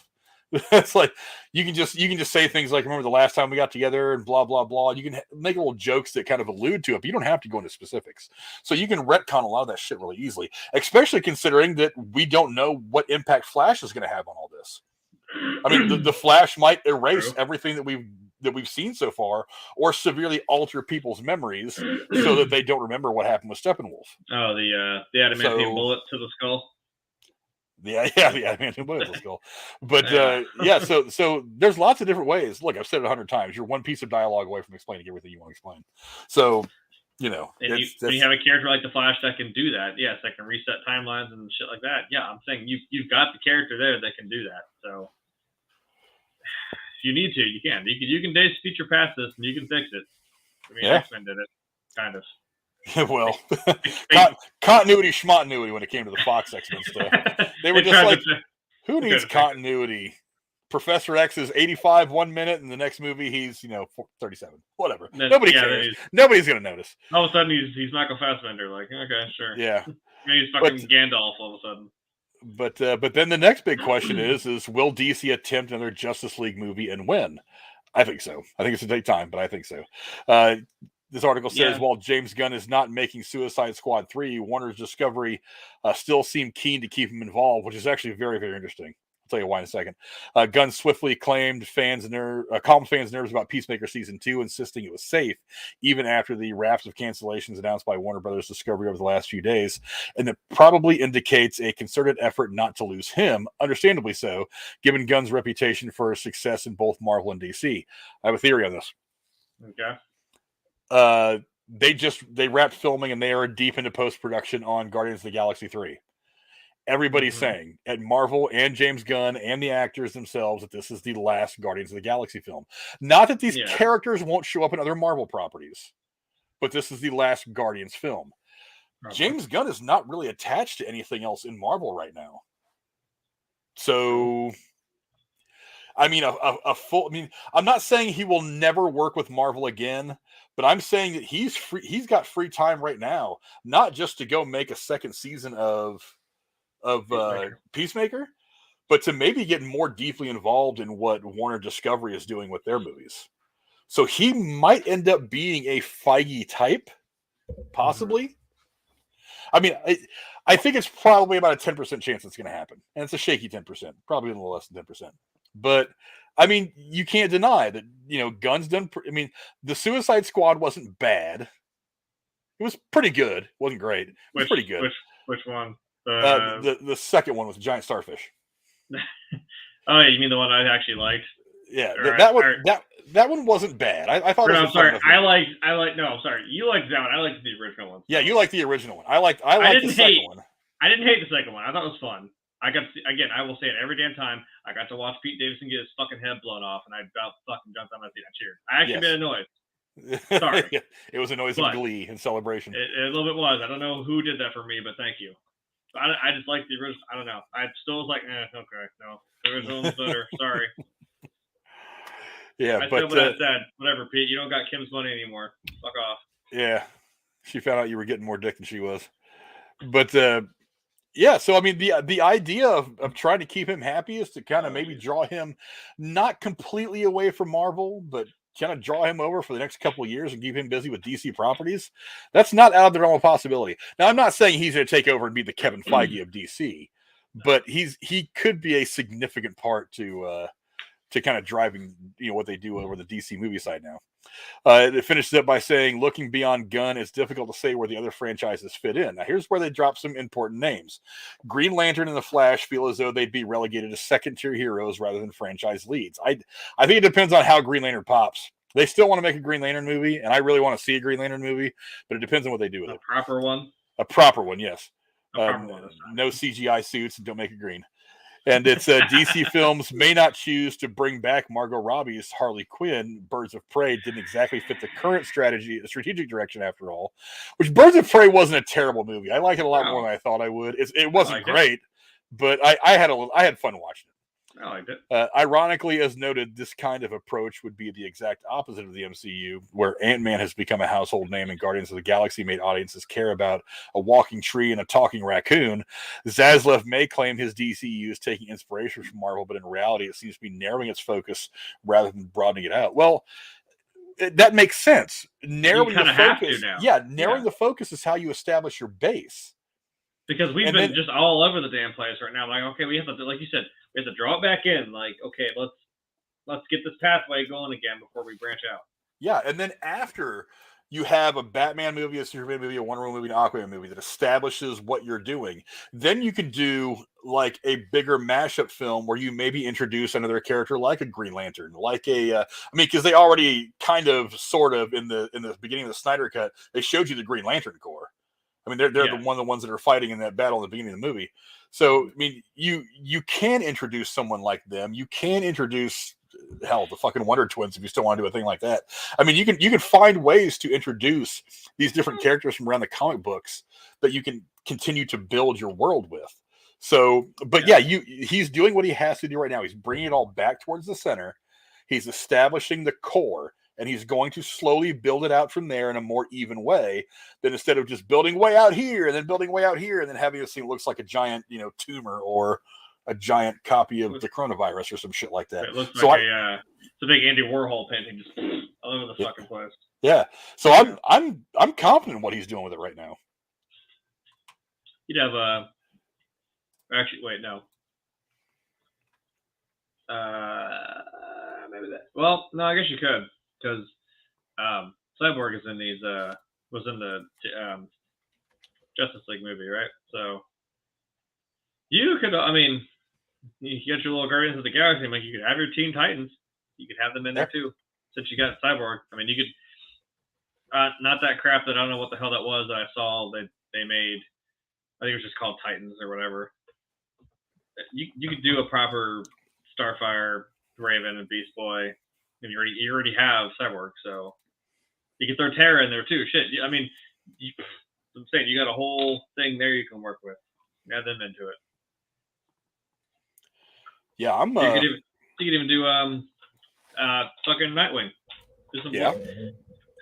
Although maybe though they did mention again, my dumb, like you said, if you made that little mention, you're like, ooh, wait.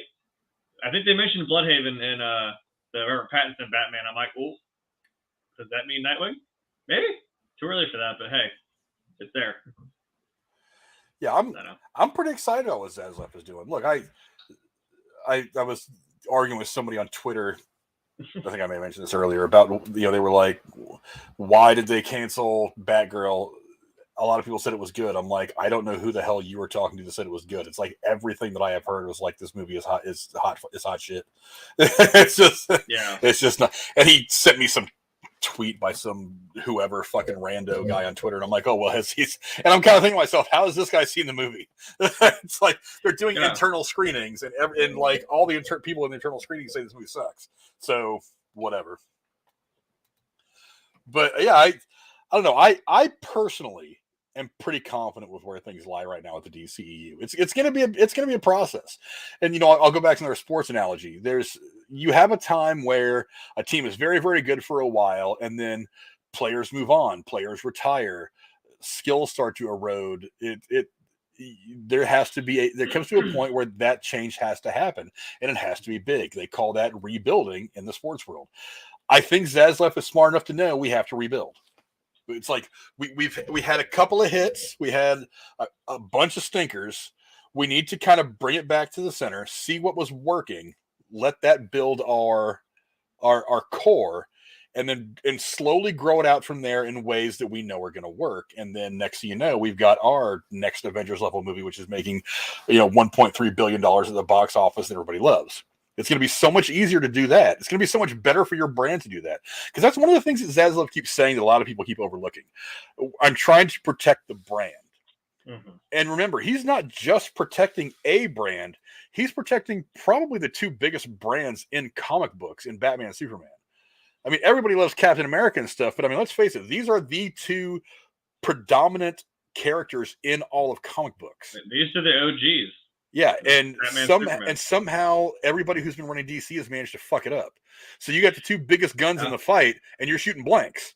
It doesn't. Yeah, just having the two biggest guns in the fight. Jamming too often. Yeah, it doesn't matter if you have the two biggest guns in the fight. If you're shooting blanks or if you're shooting squibs, you're not hitting anything.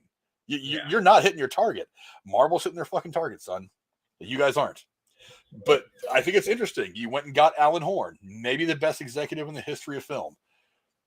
You brought him in here to Zaslaf, who wants to look at him and say, okay, I want you to find me somebody like a Kevin Feige. It's going to be a tough job because I don't think there's anybody out there right now that jumps out at me that could be the next Kevin Feige. I mean, maybe if you wanted to put James Gunn in that, it would be helpful, but it's going to be really, really hard to find it. But I mean, but at the same time, Kevin Feige wasn't Kevin Feige until he was Kevin Feige. You know what I mean? But the thing about Kevin Feige as opposed to other people, though, is you got to remember, before Iron Man, he'd already made like 11 Marvel films. He was in on like Daredevil, like the first Hulk movie. He was a huge producer for Marvel. Elektra, like all the Marvel stuff. He was a big producer on. I think he was even on the Spider-Man movies. Spider-Man, Tobey Maguire. So this guy knows Marvel. He has been eating, breathing, sleeping Marvel for 10 or 15 years before Iron Man. Yeah. So this guy finally gets the backing and the support and the permission from everybody at Marvel to say, okay, you're the shepherd this thing. And he comes in here and just kills it because this guy knows the brand. And I think that's the smart. That's why what Zaslaf is doing is so smart. He's trying to find people that know the brand, who care about the brand, who can shepherd it onto good things, instead of just saying, let's just put everybody in a movie and have them fight this shiny fucking guy with a weird helmet with these two fucking horns coming out of the side. That's going to be cool. That'll make $1 billion. Well, no, it didn't. It was something, that costume change, and the look. I'll if I got 4 hours, I'll still sit there and watch the Snyder cut. Shit. Oh, I like the Snyder cut a lot more than the original theatrical cut. So much better. Like you said, like even if that was what could have been, and also the thing with Ben Affleck's Batman movie, I'm like, you shit all over these guys, and for what? They had it, and then you guys just went like, nope, in the bin. As it were, in the bin. Yeah, but I'm telling everybody, just calm down. Let Zaslaf do what Zaslaf does. I guarantee after this 10-year plan is done, that there's going to be a lot of people that are like, oh yeah, I had confidence in this all along. Where if you go back and check their Twitter from, today, from 10 years in the past, that they're going to be like, fuck Zaslaf, why can't on this shit? Fucking DC sucks now, blah, blah, blah. Come on. Just sit back and wait. Don't jump the gun on this. Like I said, being a DC fan is being a Browns fan. I'm just sitting here like, it'll happen. It'll happen. If we get a win, we'll get a win. Just wait. If it doesn't, well, you know what I mean? I'm not saying one way or the other. I'm just kind of like, okay, I'm hopeful. Yeah. But there's my sports analogy for you. I don't even fucking watch sports. You're welcome. Yeah, but I don't know what else there is to say about it. It's a wait and see kind of thing. You know what I mean? So wait and see. I think you guys will be pleasantly surprised. Maybe typing wrong. 10 years from now, we'll be making a video about the next whatever the hell we're at that point. Like, isn't it great? I'm going to save the show. I'm going to be 10 years from now. I'm going to be like, see, guys, I told you. I told you to wait. Time capsule. Just like I told them to borrow their template. It's like, I told you to wait and see. And here we are. Everything's awesome. I keep saying it. Marvel doesn't own that. It's not a Marvel thing. It is a way to do it. Yes. A template is a template. Anybody can use a specific template. It's what you put in it that matters. Right. So, and look, there's killer characters in DC. I'm not gonna lie. I'm really excited for Blue Beetle. I mean, I don't know if I think I may have already gotten out my like moment, because I'm like, oh my god, I did the Michael Scott. Oh my god, it's happening. Everybody stay calm. Stay fucking calm. I'm like, we're doing it. Because when I play, I mean, again, video game. When I played Injustice and Injustice 2, I was like, okay, this roster right here. You see this? Learn from this. It's right here. It's right here. Holy shit, you have so many cool characters. I mean, we're doing Dr. Fate in Black Adam. Like Blue Beetle is even in there. There's a whole list of DC characters that you can really do some cool shit with. Yeah, I didn't realize. Clip that and put that 10 years down the road. It's right there. I didn't realize a couple of weeks ago, Mr. Marvel, our buddy Connor from the Horny Goat, tried to send in a donation over Streamlabs. Oh, thanks, Connor. You rock, bro. I didn't know if anybody tried to donate tonight, so I was trying to look to. I didn't want to accidentally ignore anybody. We wouldn't do that. We love you all. I love all of you. I like you guys. I love all of you.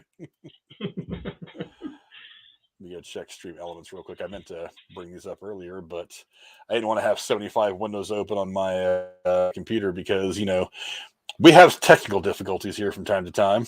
You did, but I do want to point out. Like, oh, but I do want to point out we've managed to go this entire show without having anything serious go on the technical side. So, and to top it off, we're also broadcasting to Twitch and to Facebook, and we've managed to do that without any problems. So I'm very, very happy that that's happening. Also, if I may make a comment, I thought maybe it was just my because I have it up here too, like right in front of me, and on my phone down here, so I can watch the chat.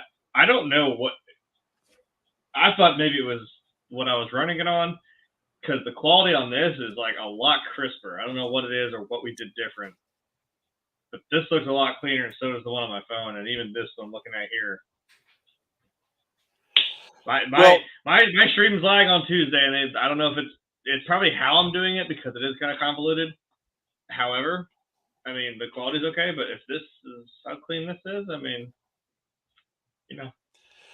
Yeah, I had Jennifer's nephew Chris was over here, and he's way more computer smart than I am. He was going through some stuff. He was telling me that he thinks what's happening is my hard drive is dying because my computer is a couple years old, Yeah. and that there's also he told me a bunch of shit that I just did not know about computers. Apparently, there are multiple cores in a computer. I have a dual core computer, and what that means is that whenever something big is running and it takes up like a whole core, he's like, or sometimes two. So if I have something like an OBS running, like I use Stream Elements OBS, it takes up both those cores. And then when I'm trying to use something like Skype or Discord, it needs to draw off those cores too. So it's slowing everything down. And if it starts to overtax the computer, it'll actually shut down one of those things so that it can do the other one more efficiently. And what it was choosing to shut down was OBS, which is kind of important because that's what sends us out to YouTube and thusly to the rest of the world.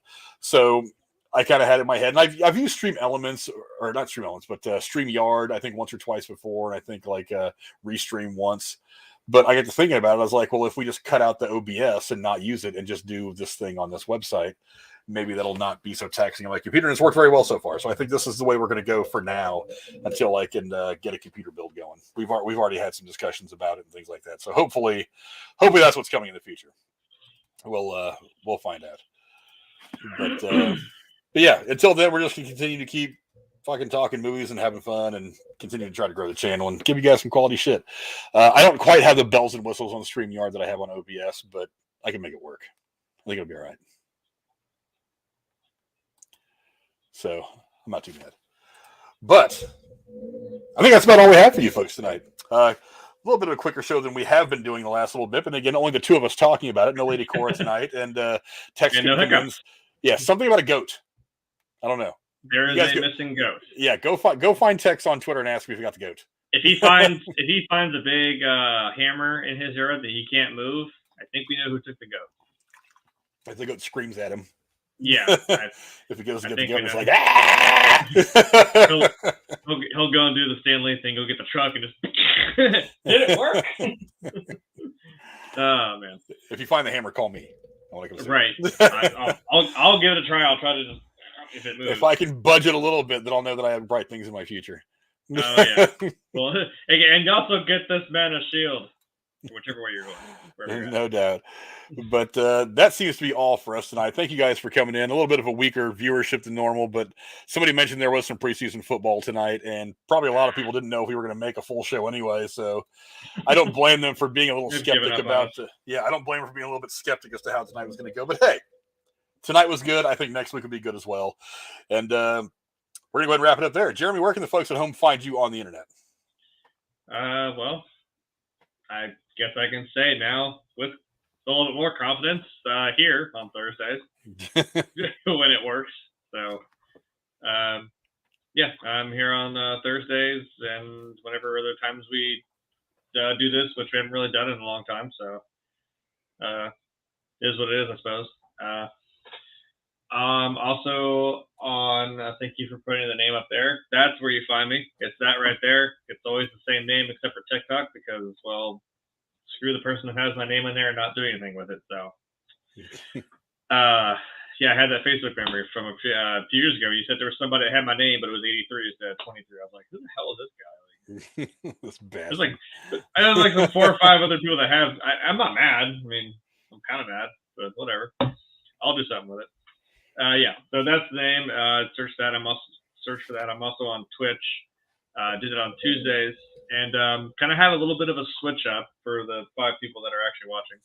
But you can go back and watch this part of it. Is the important part. The rest of this month we're gonna finish. Well, not finish, but end this month with Lego Star Wars. So we're gonna wrap that up finally, and The Last of Us Part 1 comes out at the beginning of September, so once it comes back around that Tuesday, I'll start doing some Last of Us because it is my favorite game. And yes, I did buy it again for this will be the 3rd copy of it I have, but one of them was a gift, so it doesn't really count. Yes, I'll buy it again because, like I said, I'll buy Texas Chainsaw every 10 years when they have an anniversary. I don't give a shit. I love it. It's about the art, damn it. And it's again with Christmas shit. I will willingly experience it all over again. I might even cry again after the first level, so stick around for that. That game, man, it hit hard. So then after September, for the spooky season in October, I have it somewhere here. I had to look for it. It's literally right next to me here in this locked drawer. I'm going to do some Outlast and Outlast 2 and the DLC because they're actually not that long. First game's like 5 hours, second one's like 10, the DLC is like 3 hours, maybe 4. So for spooky season, we'll do a horror game. Why not? And then conveniently at the end of October, Modern Warfare 2 comes out. So that grind begins for the Christmas noobs. After that point, I don't know. I didn't plan that far out. I'm not Marvel or DC, so. I'm also on Twitter. We do not plan 10 years out. We're not like that. No, I felt pretty damn confident that I'm like, I wish I had a graphic. I'm like, I at least planned out my phone. I got it all, Lego Star Wars, Last of Us, Outlast, and then Modern Warfare, and after that, we'll see how the dice rolls. Maybe because I'm a wiener and I actually play the story mode in Modern Warfare because I care. But then it's the grind. It's just I don't know. I'll show you how bad I suck at actually playing the game. I'm good, but not good enough because I don't hack and cheat. But anyway, take a sip. Rodrigo Garza in the chat says the NFL is for losers. I agree. That must mean your team's not very good. I said Browns fan. Hey, you just can't shrug your shoulders. You just shrug it off. It's okay, man. Yeah, week 1, you get to kick off, and you're like, okay, season's over. We got one good kick, guys. Got him. And don't forget, also, we normally have Lady Cora on here as well. You can follow her on Twitter. There's her handle right there. She's usually on here keeping me and Jeremy in check, but she was feeling under the weather tonight. We look forward to having her back next week. She is the only one that brings any dignity to this channel at all. And I forgot. Sorry, I'm doing stuff. I'm still doing stuff with Birding Gamer. I totally forgot. We do have. Well, I say we. He has a big project coming up that I am going to be a part of. That is in the works, and still the other thing. Again, when things come from a different damn country, it takes a long time for it to get here. So, especially now. Yes, I think I asked him today, and he even said like, "Oh yeah, it's in the UK." I'm like, God, it's been. I think I even asked 2 or 3 weeks out, which usually I would thought it would have been right now. It's probably been like a month, maybe 2. Holy crap! So. 2 big things coming with him. So, Birding Gamer, I'll probably post them too. So, or give it a mention. So that's coming down the pipe. I do not have Birding Gamer's Twitter on here because I was not prepared for it. But I think he's in the description. Not 100% sure. Okay. Either which way, you can go find him in the description. As for me, you can find me here every Thursday talking about all the craziness going on in the world of entertainment, television, and film. You can also find me on Sundays at 9 o'clock Central Time. I forget what time it is. My time in Ohio. Eastern. Over on the East. We are Eastern, huh? We're on the eastern part of the country. Yes. We're like we're considered Midwest, but we're east of the Mississippi. I don't know. I didn't. This little zone is just weird. It doesn't exist. Okay. We're just weird. I know it's a weird space to be in. This something about Ohio is like a bunch of astronauts came from Ohio. It's like, what about this state makes people want to leave the Earth? Become president to change become president. Yeah, but you can find me at 9 o'clock every Sunday night over on the Derailed News and Podcast, talking about all the other craziness going on around the world outside of the world of entertainment. I may do another stream Saturday. I have Saturday off work, so I may be in here doing some YouTube stuff. I actually have been setting aside some stories that did not make the cut for the final shows, but I think are kind of interesting. So I may end up doing a stream Saturday where I go over some of those. I'm also trying to write out some stuff about another video. I was kind of curious about the Hollywood Walk of Fame. I started to do some research as to exactly what goes into getting a star. And I feel like it's probably a good time to do another video like I did a couple of years ago at Mr. Relevant with the NFL. Just kind of doing like a pre-recorded kind of like maybe 15-minute long video explaining what the process is and giving you some details about that you may not know, because most people, all they know about the Hollywood Walk of Fame is people get a star and hookers use them to mark their territories. That's all anybody really knows about the Hollywood Walk of Fame. So maybe a little bit more into the history of the thing and what it takes to actually get one. What were you saying, Jerry? No, I was like, wait, I just realized we also invented a flight, which subsequently invented space travel. So there's the astronaut thing again, where we just want to leave this state. I don't know what it is either. Okay. Well, the weather sucks in the winter. It just sucks, period. And yes, North Carolina, I did just say that. I'm not going to go there. But yeah, they flew the plane there, but they built it here. They did literally everything else here. I mean, it was birthed here. Don't ever forget that shit. Don't. Okay. You don't want this fight. Trust me. Also, don't forget to hit the like and subscribe buttons on your way out if you haven't done so already. We very much appreciate you guys coming tonight for the error-free show, which is very, very nice. I'll take one more look at the chat before we go. Federico saying NFL's for losers. Yeah, well, it's because your team sucks. He says, great show, Frank. Thank you so much, Federico. Thank you, Butterfly, for coming in. I know we got some viewers late. Broody Gamer popped in. Go check out his channel as well. Tour Capture. Let's see who else was in here earlier. Casey is Raw was in here. Rachel was in here. What's up, Rachel? We had a comment from Twitch actually saying Grant Gustin deserves the big screen. He should play a different Barry Allen. Well, honestly, if I were Grant Gustin at this point, I just want to walk away from Barry Allen. But because I mean, he's been doing it for 9 years. It's like you think at this point he would just want to go do something else, but that's a topic for another time. But thank you guys very, very much for coming and hanging out with us tonight. We very much appreciate it. We'll see you guys next Thursday while we talk about whatever the hell else Ezra Miller does wrong. And until then, adios. See ya.